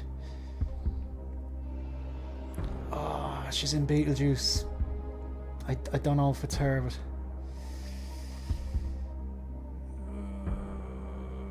I can't remember her name. She's in A League of Her Own, I think, as well. Beetlejuice. I'm just gonna go random on. I don't have any. I don't have it. Susan Sarandon. Don't have a clue. Susan Sarandon. That was very close. That was closer than you could imagine. I was like, this motherfucker. Michelle Pfeiffer. Why is Susan Sarandon in one the of movie? witches. Yeah. She's in that. It's Cher and Michelle Pfeiffer. Yeah. They're the three. Damn it. You lucky. You should go to the casino more often. You. Close. Right. Boys. You got to get this to tie it. Who played Avery Cross in the 2012 movie The Place Beyond the Pines? Never seen it. It's I know Tell the me- main character. Who's that, Jim? Eh, Let's, Ryan Gosling. yeah. Yeah, Nice. yeah. So we're one apiece. We're one Jim apiece. saved us. No, it's not it's not one apiece. That's Isn't that the One main Piece? character. That's not who this. The Oh, is that not the answer? Oh, Oh, right, Ian, so that was he- cruel. That was cruel. Yeah, I'm cool. But I'm leading you on, so that's the main character. Who's the leading lady? My woman. I think you're actually helping these folks. Yeah, I was Go on, gonna say, what the- Go on, Yeah, go he's on. being nice No, to it's us. okay, What it's other, okay, it's uh, okay. He's not being cruel at all. Yeah, Jim, yeah. what other movie is she in? And I could help you. Because I've never With seen this Google. movie. So if you know who the actress guess- is, at least. I can only remember Gosling. I just have a head for him, so Get out. thing. Really? It's good for Does Vita, I Vita guess. know that? She probably does. He's my Henry Cavill. Yeah. That was a good film as well.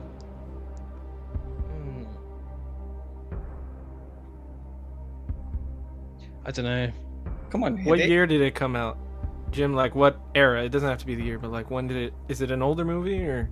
It is, yeah, it's I- one of his older films. I in the 10s. mentioned 2012. All right, I'm Okay. gonna guess 2012. I'm gonna guess actresses that were popular at that time. And that Ian likes. Susan Boyle. She's not an actress. She is Is a it singer Jennifer with an angelic Lawrence? voice. She was in Deadpool. Shane Oh, told nice. me she was in Deadpool. Okay, then I know who it is. I don't know that actress's name, but I know it's not Jennifer Lawrence. She was in Deadpool. Right, you've got 10 seconds, boys. Shane's no. winning this. Wasn't Morena, whatever her name was. No. I don't know. You're gender swapping here anyway, so. Wow. That's our guess, right? Marina, Yeah. whatever. Wrong. Avery Cross was Bradley Cooper in that movie. Wow, you threw us off. That's it, man. Game over, man. It's game over. You are a Game cruel over. person. Thanks, Eddie. Thank you for, or sorry, thanks, Ian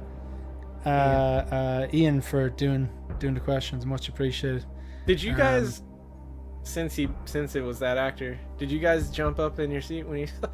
I think I was most excited. I thought that was cool. For Which? Cooper, in Superman. Oh right, yeah, I get you. Yeah. He was the parent. I Yeah. just want to knock this off 1 second. Get this music. I never off. noticed that. Yeah, when someone had mentioned that, did you see who Jor-El was before I saw it? And I was like, oh, don't tell me. And then when I saw the movie and I saw him, I was like, that's pretty fucking cool. I was like, Like- I guess it's Gunn, so that makes sense. But It's like Matt Damon in 4, isn't it? yeah, Because he plays in that fake play of 4 Yeah, American. that's It always throws funny, me yeah. out, yeah. Do you ever like go back and watch a movie that you missed out on? For example, Tombstone. I actually thought I'd seen, but I'd never seen it. I went back and I watched it. I loved it, but there's so many actors there. I'm like, oh, I remember that guy. Yeah. The cast. All these. Yeah, I love doing that. It looks completely star-studded, but at the time, say the main people were probably, it was star-studded, but the background characters, maybe you hadn't seen them in that much. I love that, recognizing people from, yeah. Cool. Thanks a million, guys. That was a long stream. I thoroughly enjoyed all of that. It's one of the better ones. Loved the discussion on Superman, even though none of us saw eye to eye, but that's the whole point of the show, really. Much shout out, as much as I'm giving Stanley a load of shit in the chat. He was giving it back as well, to be fair. I appreciate everyone in the chat giving their thoughts, whether they liked the movie or didn't like the movie, positive and negative reviews and stuff like that. Love that one. Thanks very much to everyone in the chat. Thanks so much to Ian, to Jim, to Eddie. The guys are usually on the stream and stuff like. So look, if we're 62 subs away. Hopefully it'd be great if next week we have hit the 5k. So if you are not subscribed and you're watching, it costs nothing. Click the subscribe button, click it on your burners, get your family to click it, go to work, get everyone else to work. Thank you very much, and that'll do. Anything you want to promote, plug before we go, guys? Like you, I'll have a Paul Atreides review out at some point this week. That's about I it. think we'll be messaging back and forth about little things that we find on I it. reckon. We good to go? No, I think we should promote Iggy Pop, punk rockers. Let's go. Well, if I had that, I'd play that for outro, but this is all I have. See you, folks.